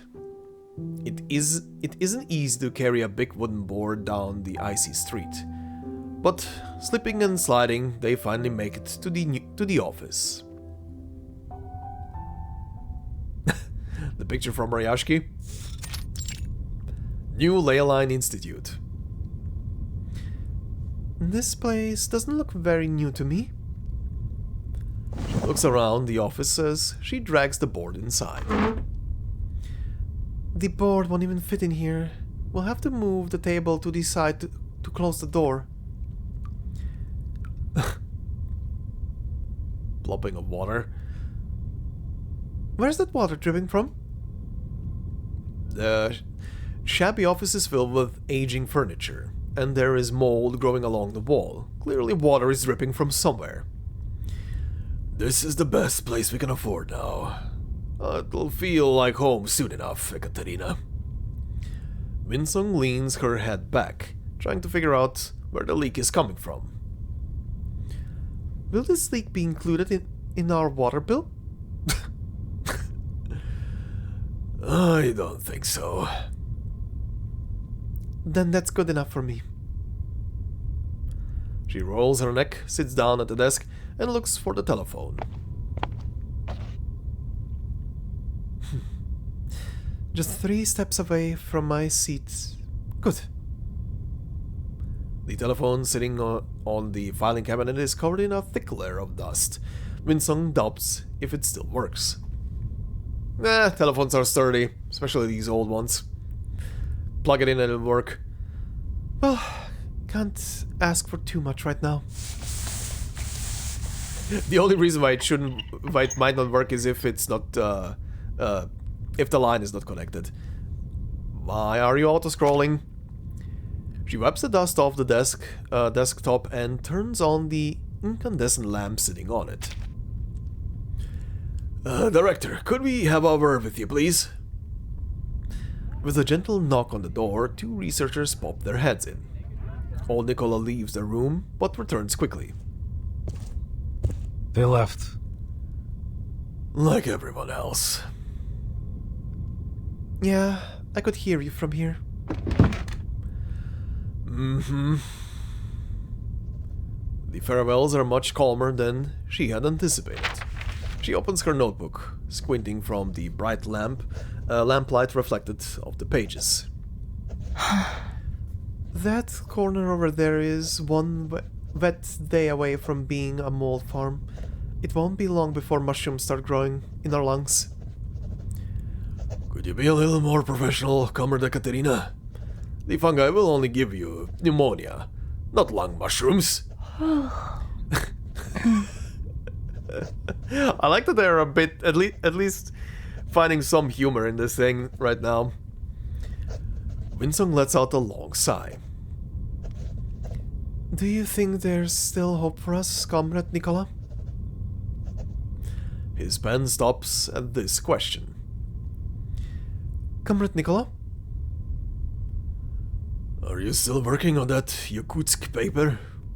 Yes. It's been going back and forth between me and the editors for a while now. First they questioned my data, so I submitted my original report. Then they questioned my methods. So I sent them all I have. The raw data, the experiment notes, everything. And they still have doubts about it. I had to request a peer review, but everyone who used to study ley lines is gone. In the end, they just told me they would no longer consider any submissions from the study of ley lines. She leans back in the creaking chair, rubbing her eyes with the back of her hands. I just need one chance, one publisher to have faith in me. That'll dispel all the fear and suspicion, but none of them are willing to give me a shot. All this effort, will I ever see one of my papers get published again? Will people come back to study ley lines? You already know the answer, Ekaterina. You just don't want to admit it. How could I possibly admit such a thing? Don't you refuse to give up too, Old Nick? After all, we're the only two left. What did you just call me? Director. Oh, come on. They both try to keep a cheerful atmosphere, but like the mold, their gloom seems to have permeated every corner of the room. I don't know, Ekaterina. Perhaps they'll accept your paper next time, or the time after that. Perhaps you'll find yourself the only one left in this room. Windsong pulls her hands away from her eyes. Her vision blurry from all the rubbing. When she sees the room clearly again, Old Nick is nowhere to be found. An icy wind slithers into the room. Through the gap beneath the door, she sees a shadow standing on the other side.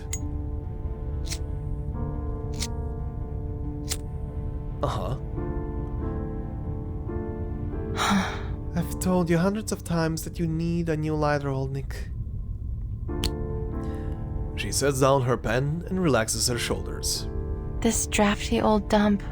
It's always so cold in here. He never came back to the office, nor did he call, so I never had a chance to tell him that I received 2 letters addressed to him. Both, unsurprisingly, were rejected letters. I'm not sure I would have had the courage to tell him if he ever had shown up, because if I had, he might have never have come back again. Regardless, he never came back in the first place. Damn. Old Nick just up and left. Damn. Wow. Things really went to shit so quickly. Holy hell. Huh. Wow. Yeah? how shit overnight can burst. Anyway, the Nightkeeper. Second to last node.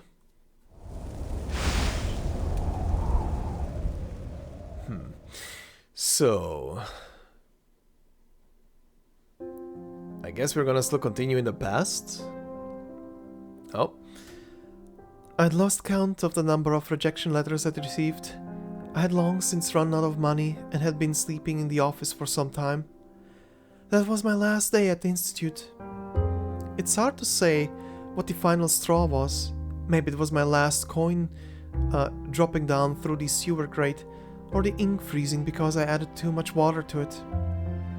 Or maybe because there wasn't a publisher left that I hadn't tried to contact. Regardless, there came a time when I decided that if I got one more rejection letter, I'd leave that place for good. I waited and waited.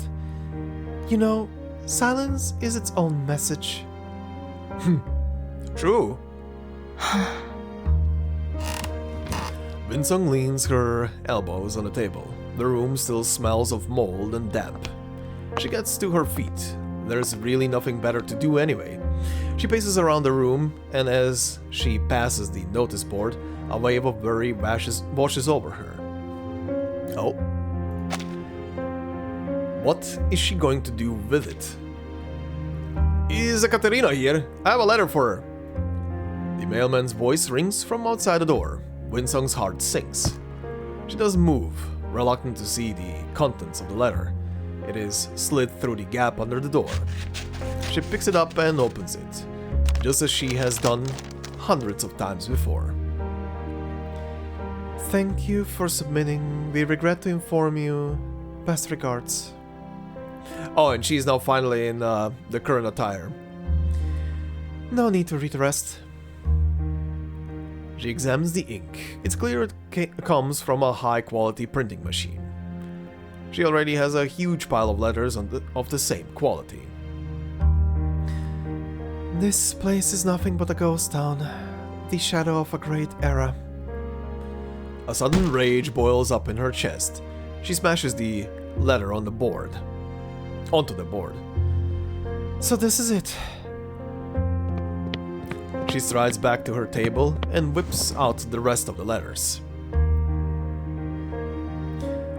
This is Veritas. Bam. She slams another. The 21st century belongs to the study of ley lines. Come out and say it to my face, you traitor. Damn. All that boasting about ley lines and quantum physics, hot springs, and the Great Ocean Project. Her rejection letters now cover the entire board, completely hiding the bulletins announcing those once glorious projects. You should be the one to swallow this bitter pill. These rejection letters should have been yours, not mine. But it is her name that is written on every letter. Exhausted, she collapses onto the floor. Not mine. Oh. Tears well in her eyes and fall on the paper in her hand. All us researchers, all the people dedicated to the study of ley lines, put so much time and effort into our work, and now we're all forced to either move on or starve to death. She tightly grips the letters in her fist, along with the two addresses addressed to old Nicholas. If we hadn't had people who were willing to attend social events and academic meetings, we never would have gained respect in academia. But now they're all in jail, and our reputation is utterly ruined. She looks around at the dilapidated office. It's nothing like those once bustling and prosperous days. We're certainly not the only discipline controlled by bullies and scholars undeserving of their status. So why were we the only discipline to be brought down by this? Because... A bitter smile. It's too cruel to say it. Neither the people who bury themselves in research nor the people who popularize it can save it. She sits on the floor, her palm still throbbing from being slammed against the bulletin board. Then how am I going to turn the tide? For a long time, she just sits there, paying no attention to the mold on the floor or the ruptured floorboards. She hates to just leave. But what else can she do? She looks up at the notice board that is now towering over her. Let the study of ley lines end here, in this cold pit, to die with my career. She stares at it until her eyes are completely dry, unable to shed any more tears. Jesus. I can't do this anymore. As the light in the room dims, she drifts into sleep. Oof. Oh? Hmm? Oh, is that gonna be a call from Zeno? Because that's what leads her to Rayashki. She quickly scrambles to her feet. She isn't dreaming. It's the telephone ringing. She wipes her face on her sleeves and picks up the phone. Hello? Is that Miss Ekaterina? It's me. Who's calling? Is that the editor? She holds the phone tight against her ear, not wanting to miss a single word. No, this is Sophia. Sophia? Ah. Her memories of Yakutsk come rushing back. Yes, it's me. Now that the weather's warmed up in Yakutsk, would you like to come back and continue our research? Research? You know what? I've been commenting on the fact that she has like a... I've been calling it... I think I've been calling it like a weird... well, despite the fact that she obviously has a sad expression in her eyes right now, but in the Ryashki story, when she was putting up that smile with her normal expression, kind of looks like a... It kind of looks like almost like a...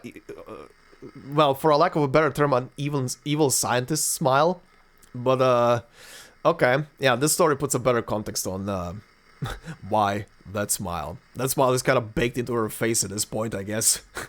Or at that point, because of what she went through. That bitter smile. She looks around the office. The mold has crept its way to the center of the ceiling. Have you heard about what happened here? She asks the same question that Yelena and Alexei asked her on that fateful day. A little bit here and there. I've also heard you've had a tough time getting your paper published. I'm in a bit of a jam here. There's too much work for one person. Would you like to come and lend a hand? But the study of ley lines has been... Whatever happened, doesn't matter now. After several months of painful internal struggle, Windsong speaks again. Your research might be disregarded if they find out you're working with a ley hunter. It's still better than stopping altogether. There are critter lives at stake. I'm not sure about this. Comrade Ekaterina. You can fight the rest. You can figure the rest out when you're here, Comrade Ekaterina. Aren't you worried about what people might say? They've got nothing to do with our study, Comrade Ekaterina. You should focus on a more compelling subject. Sophia's determined tone surprises her. Sophia? You should focus on a more compelling subject.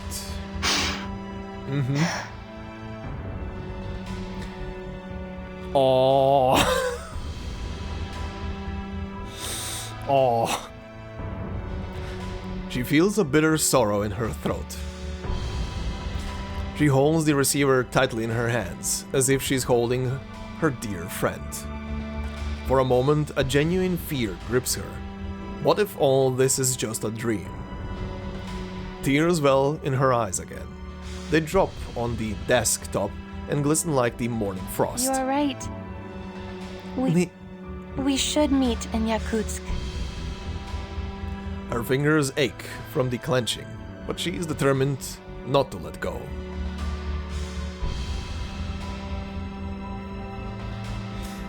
Yakutsk. I can't wait to go back. I have to pull the study of ley lines out of this cold grave. I won't let it die like this.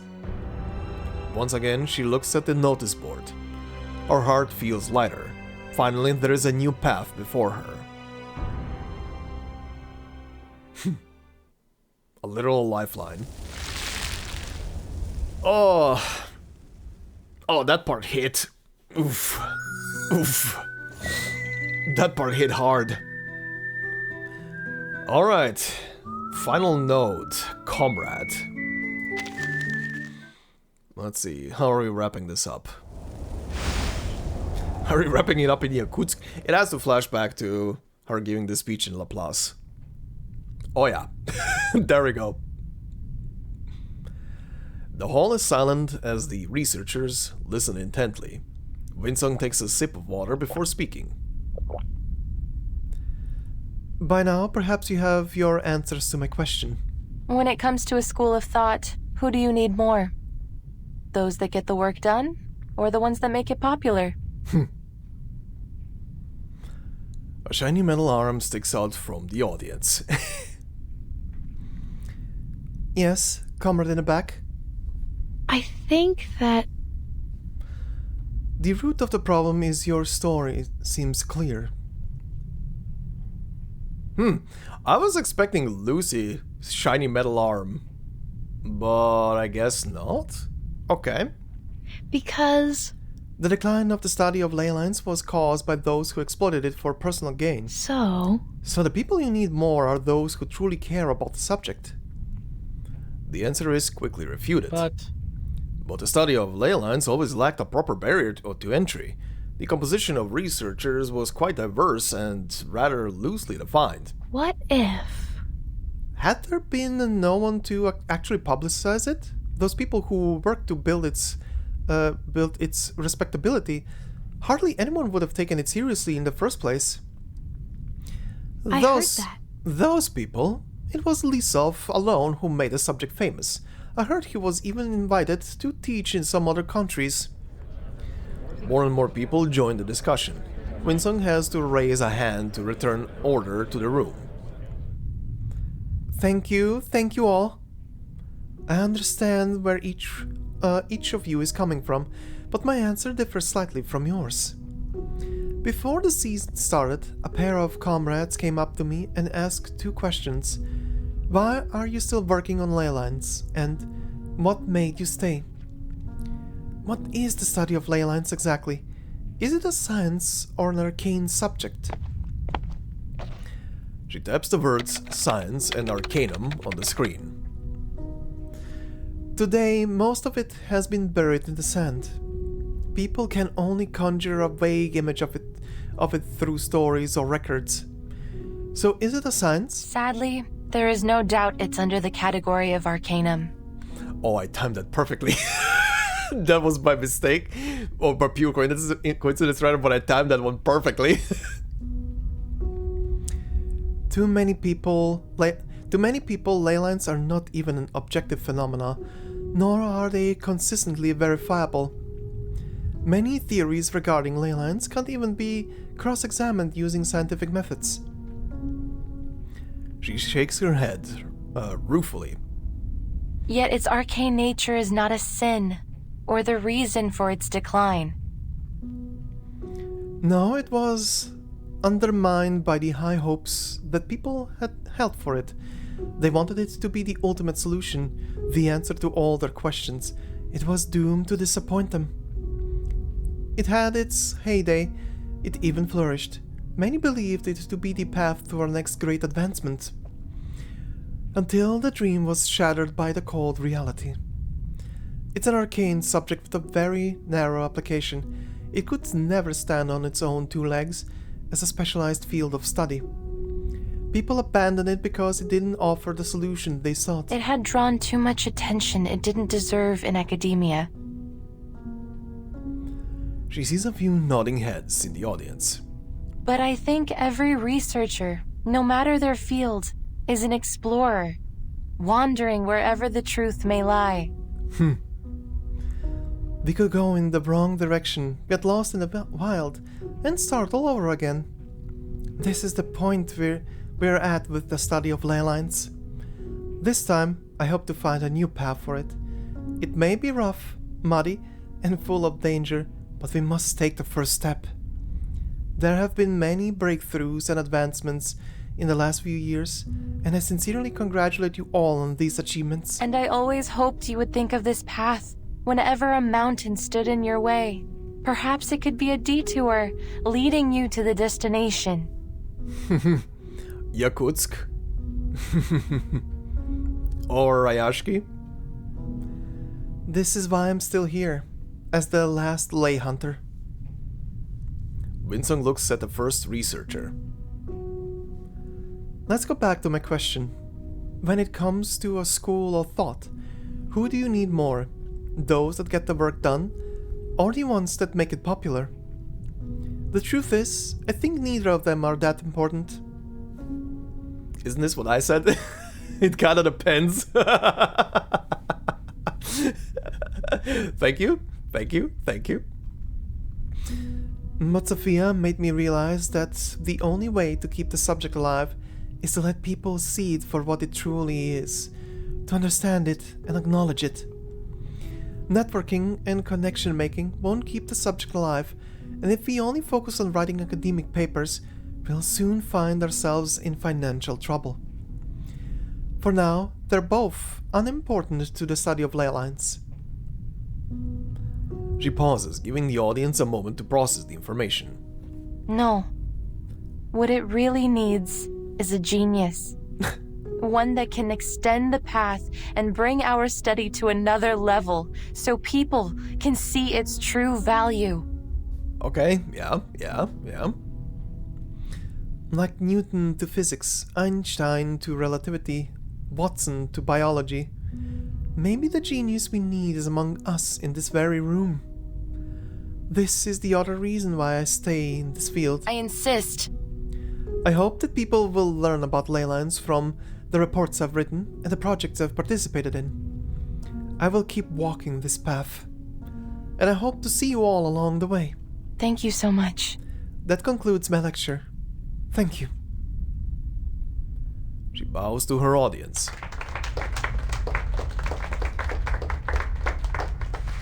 At first there are just a few scattered claps, but the applause quickly turns thunderous.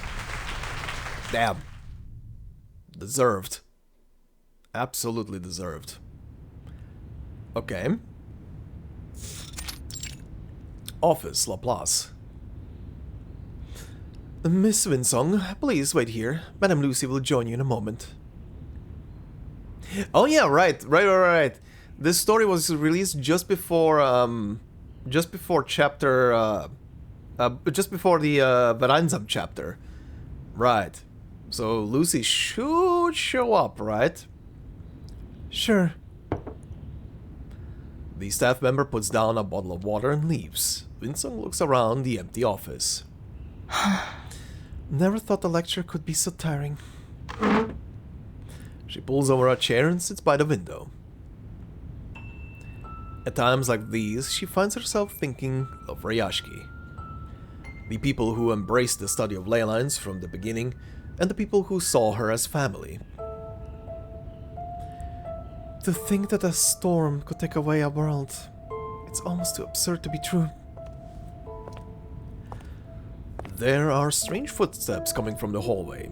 Windsong looks toward the door. There she is. Without waiting for an answer, the door is opened. Sorry to keep you waiting, Miss Windsong. As soon as she enters the room, Lucy plugs herself into the power socket. I will partake in this tea. Thank you so much. Madame Lucy, thank you so much for inviting me here to give the lecture.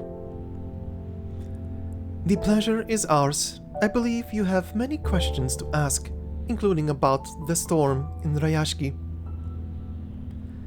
Yes, ma'am. Her face turns serious. What exactly happened to Rayashki and its people? It was not just Rayashki. The entire world has been wiped out by the storm. To put it simply, the world they lived in has been reversed to a time before its existence. Would you feel better if I put it this way, Miss Windsong?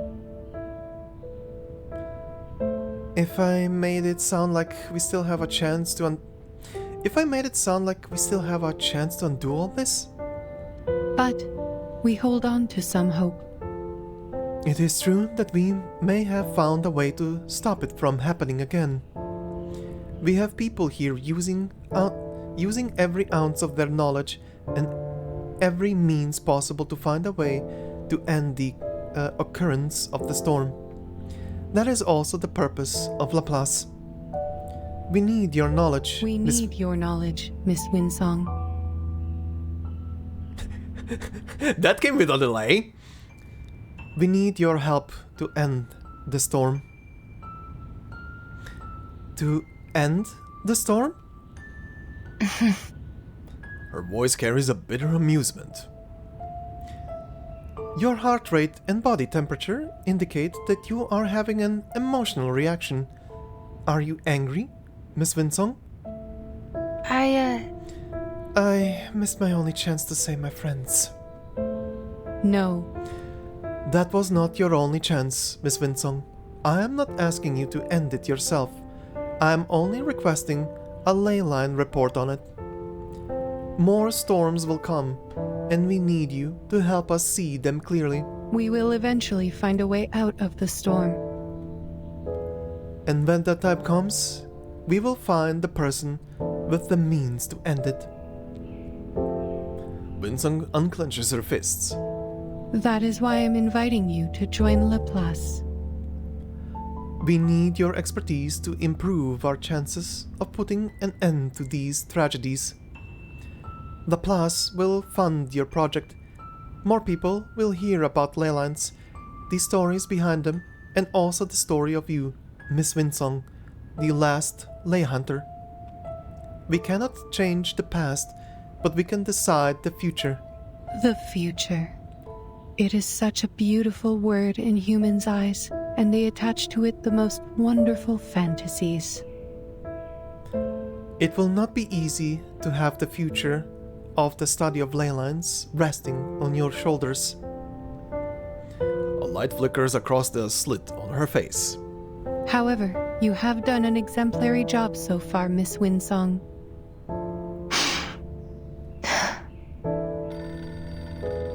Windsong hears the ring of a telephone, an echo in her mind.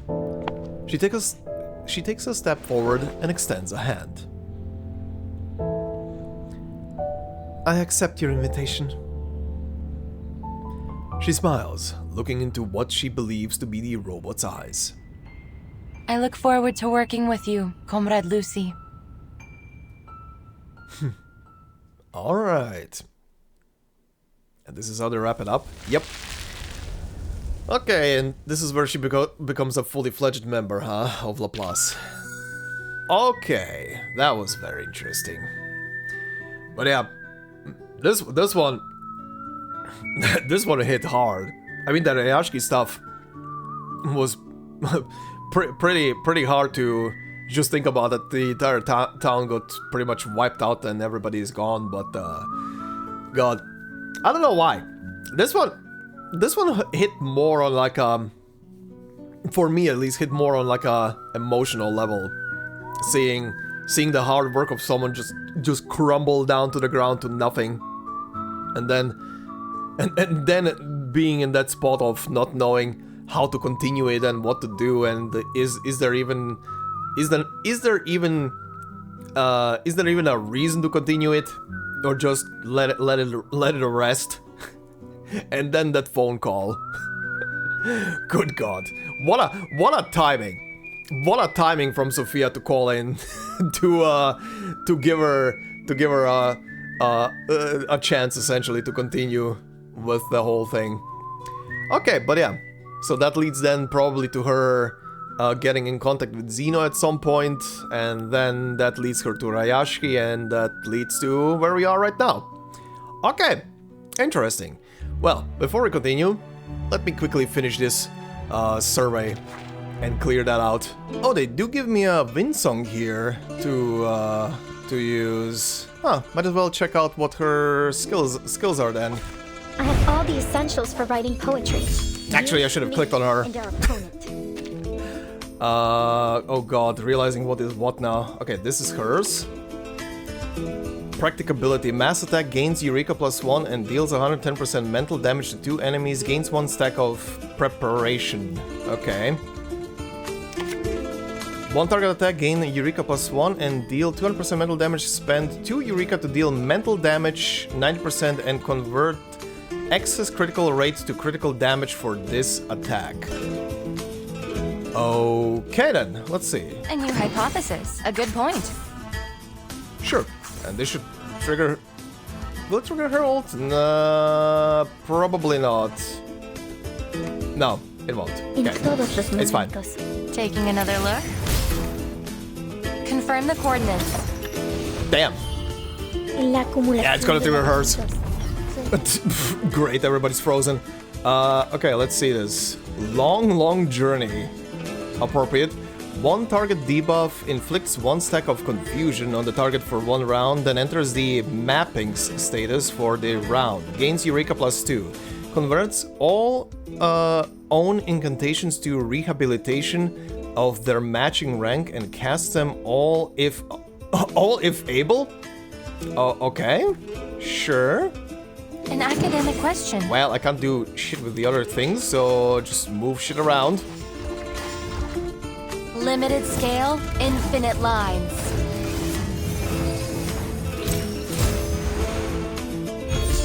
Ah, legitimately just a debuff, okay. Looks pretty though. Alright then, okay, that final survey stage took a bit. Considering you have to nuke the boss in one go. It took a bit to figure out, but that was interesting. But anyway, that is that for the Windsong story, and for Rayashki in general, I guess. We still have the trailers to watch, which we'll do in a moment, but before we do so, time to recruit some characters. Okay, so a 5-star character of my choice, huh? Is it gonna have the one I'm thinking of right now? There he is, there's the Boya, there is the Avgust. I almost have all 5 stars, so...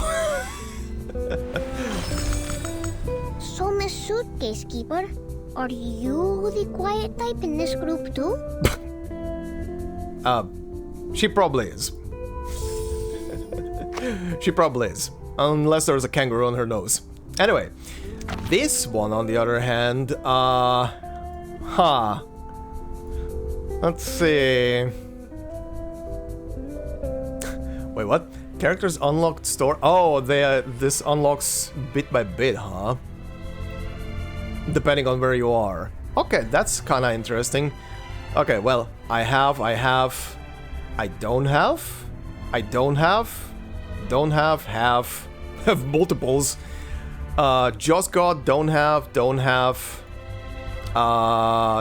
not have, yes, do not have. Okay. Well, this is a tough one. I was just playing around with Voyager in the survey thing, so that was interesting. This is tough. This is very tough. I do not know. I'm wavering between Anna and LEY because of obvious reasons of some recent stuff, and Voyager maybe. Lilia purely for main story reasons. Miss New Bubble, I have no idea about her as a character. Medicine Pocket is also fun as a character, but I don't know. Ooh, this one's tough. I might pick Voyager purely because... Isn't she in this story or in one of the recent news stories? So I kind of just want to pick her because I can level her trust and maybe have her for like a future thing for the Let's Play. Yeah, sure. Let's go with Voyager.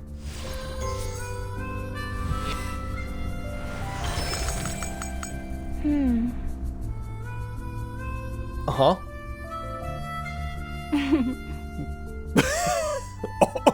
Okay. That's all? That's all? Okay. Just looked around awkwardly and waved. Okay. Anyway. Okay, so I can do at least 2 pulls on this thing. So let's do it. I mean, I have a guarantee pull, so might as well. And 2 5-stars, huh? It would be funny if one of the random 5-stars that pops out of this thing is gonna be Avgust now. Maybe I should have done this before. Who knows? Okay, 1 more, and then I need to collect.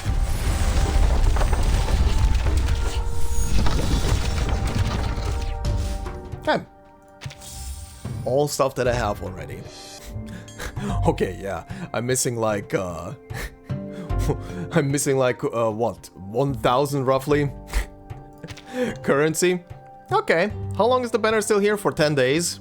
I'll get a couple of currency out of the event as well in a couple of days, so we'll do some more. But okay, that is that for that. Next step is well, trailers. So let's do them.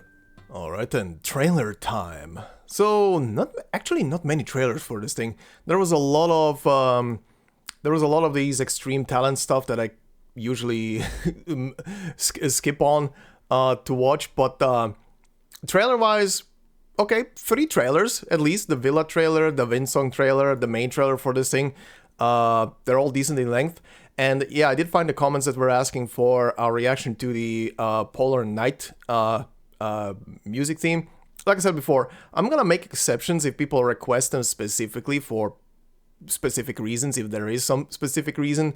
But usually I try to avoid reacting to songs and stuff like that, because even some of the trailers in the past have caused some of the Let's Play videos to be flagged, and I had to mute specific sections of the video because of it. So I'm trying to just avoid that, just so I don't have to deal with it. But I'll do it if the music is gonna be muted or something.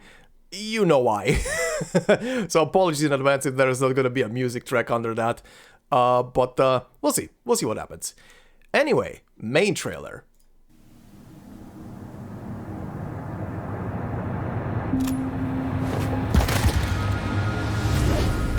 Oh, from here, huh? That navy blue color. It's a mutant. So that's why they've sent me here. Something is wrong with this town. Rayashki is a town on an island. Sorry for stopping. Well, this is why are the subtitles on? I don't need them. I hope no one needs them right now. This is a very interesting image to start on. This is the last image of Rayashki, technically. What? Near the North Pole. This is very misleading. I love it. Peaceful and free from strife. For decades, the town has prospered from mining ore. But that ore has now run dry. And without the ore, Zeno will no longer support us. Comrades, it is time to leave. Oh yeah, some of you did say that the trailer is a lot more like bloody than the actual story was. Oh yeah, I see. That is very interesting. They didn't really.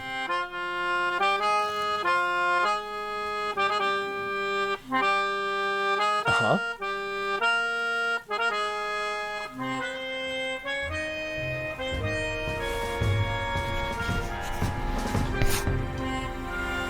I drafted the town's ley energy map. Here, we might find new resources. This is amazing! Are new rocks growing out of the dirt? You found a new way out for us. This is our last hope. To protect our dreams and unite our people. For our land, for our future. Comrades, we march. Alright, I see. Okay, this was very... Oh my god, that's an image to stop on. Do you want to know more? Join the war against the bugs. Anyway, yeah, this was a pretty good trailer. I like how misleading it is in some aspects. Like some of the footage being used from like the beginning. Being from the end of the story essentially, but without the context. This was a good one. I like when a trailer is cut together like this, where you can't really guess specifically the entire plot. Some trailers give it away too quickly. This was pretty good. The future? We will build new homes. Mermaid! The sun will melt the thick snow. Perhaps by then our peace will last forever. Join with us, comrades.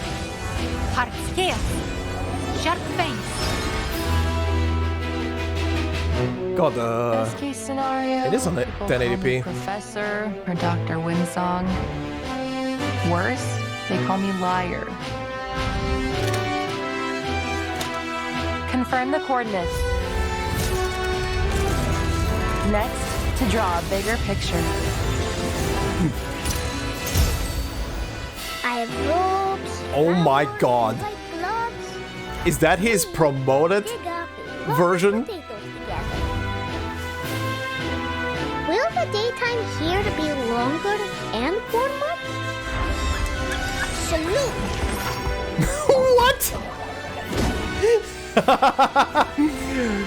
This is a character. Outfit for Oliver Fogg, okay. Baby Blue. Oh, medicine pocket. I was like, who the hell? Oh, I've seen this outfit. Eternity. Okay, and the character stories, of course. These fights. Oh, this is where... Oh, hold on. Sorry for going back. Oh yeah, this is where the Xeno one got dropped. Okay, cool.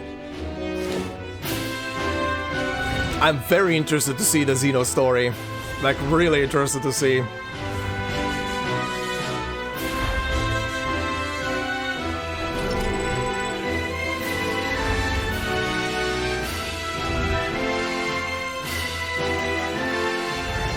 Right, and that came back with that as well. Actually, wait. Is that... Oh, time limited rerun. Okay.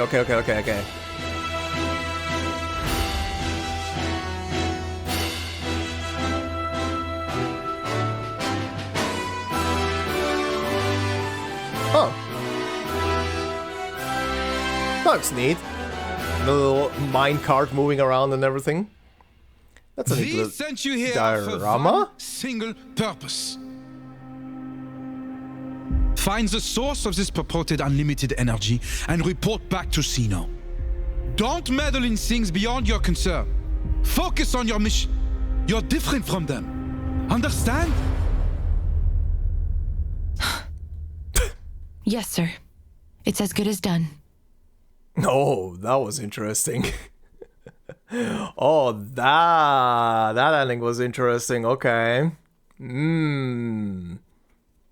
Okay. That was an interesting way to frame it. They used the footage from the flashback to be like the recruiting message or the mission objective given message for for her from Xena. Huh, that's interesting. That's very interesting. Okay, Vila trailer. Let's see this.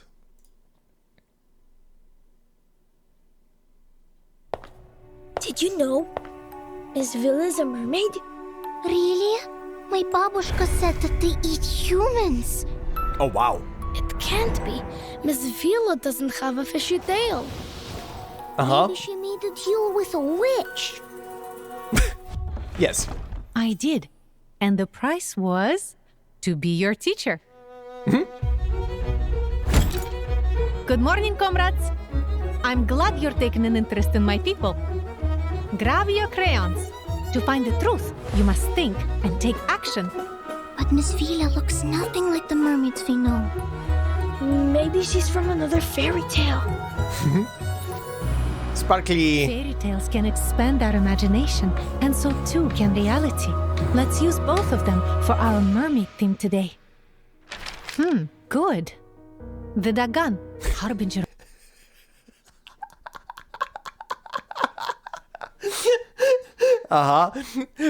Do I see copyright infringement on the right one?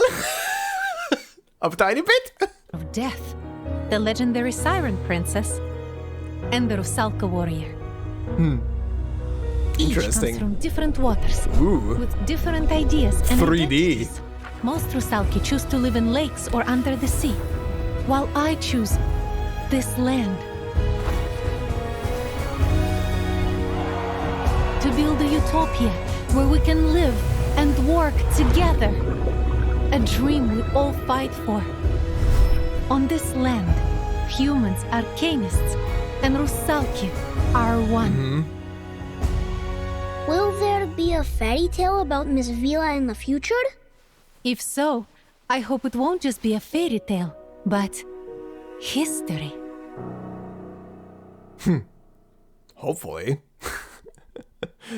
Please don't this person to foam. Please. Adorable. Okay, Windsong trailer. I really doubt we'll be able to see the aurora from here. Hey friends, I know exactly the best place to see the aurora. I was about to say, who are these people? Only 298 kroner, a special price between us friends. Wow, it's more beautiful than I imagined. I thought you were lying. Sorry. So, how did you find such a hidden spot? All the credits due to the study of ley lines. Through it, I learned how to observe, discover, and create. The study of ley lines? It's a subject few remember anymore. Now it's only a trick. Something to put bread on my table. But it had its glory days once. Oh, it's getting its glory days back, don't worry. Researchers were crazy about ley lines before. Ley hunters explored the underground, studied arcane creatures, and predicted the ocean tides. A storm is coming! Unbelievable! Just as Windsong predicted! Thank goodness you listened to her, Captain! This is some interesting footage. Why are you here alone? My fellow researchers, they chose a different future. A brighter one. It's a pity. But I can't give it up. I won't. The study of ley lines will return, I'm sure. Just like the aurora. It isn't always visible, but even on the coldest, darkest nights, it's there. Waiting for the moment to shine again, as beautiful as ever. That was a cool accompanying music for that one. I really like her as a character. That was dope. Okay, and final thing. Polar Night. Okay, I hope I'm not gonna have to mute this in the video. So, let's hear it. Let's see what's so...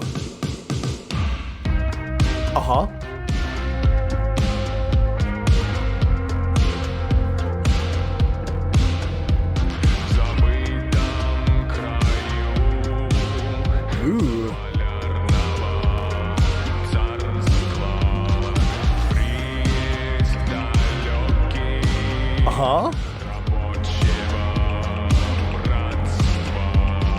Has a bit of an industrial tone in it.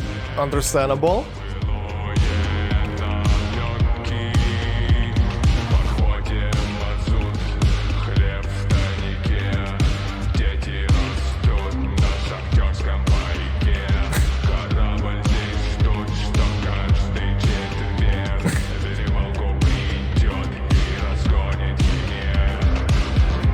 The song telling the story of Rayashki, I love it.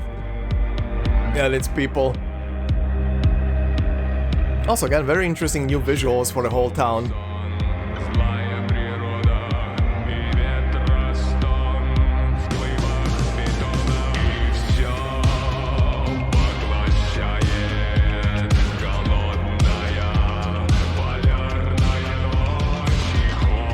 Полярна ночь.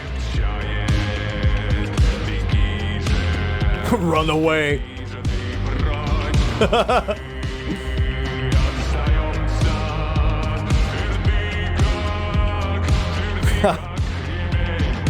This is interesting.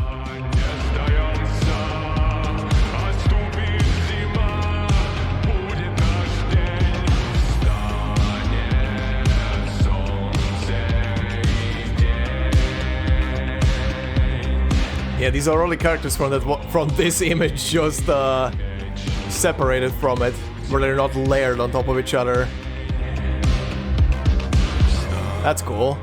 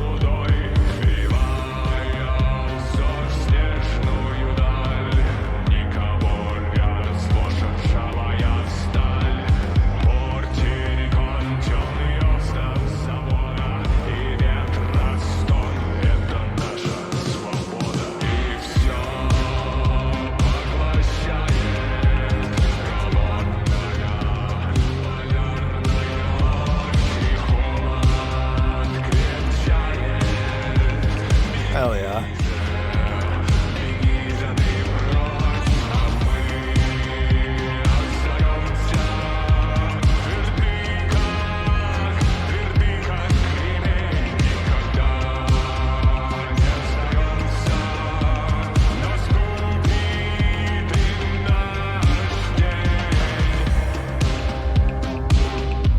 Oh, they're even showing the mural.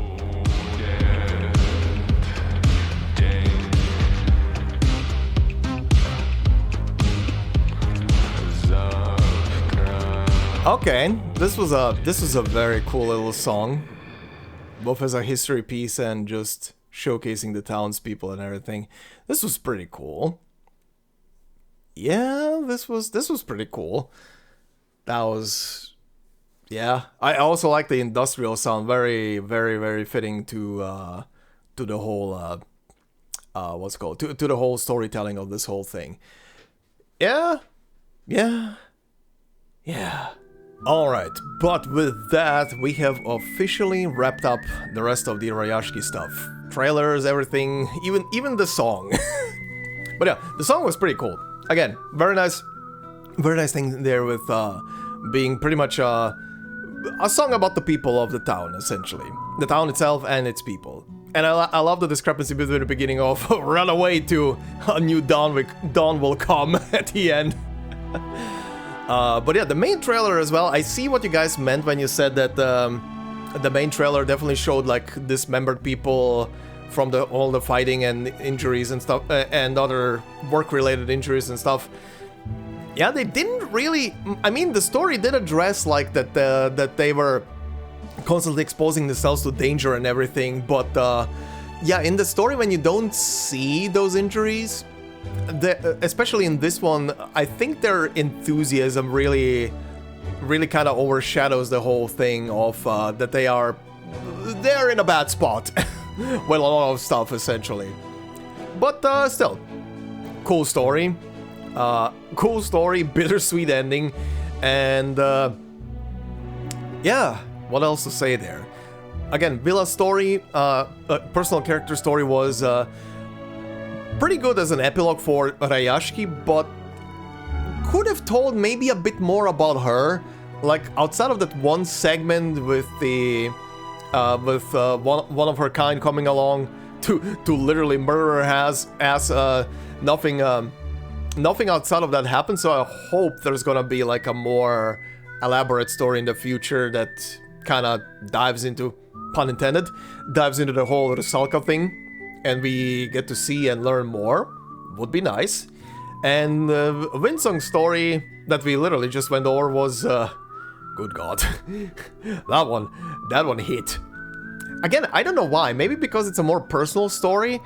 I feel like the Windsong story hit me more than the town being reversed. I don't know. I don't honestly know why. Like, I'm sad for the town being reversed. I'm more sad for Vila and the kids that have to live now with the knowledge that the town is gone, essentially. that I am for the town just disappearing, essentially. And maybe it's a thing because I keep always thinking that maybe one day the story is gonna revolve, like the whole concept around Reavers is gonna go around and around until they find some kind of remedy and they reverse the storm and everything goes back to normal. Maybe? I don't know. Maybe it's a pipe dream. Who knows? But yeah, overall, I really enjoyed this story, its characters, its theming, the support crew, the little things they added in there as well was very good. And at least now I have one of the characters from the story. At least I have one of the characters now from the story.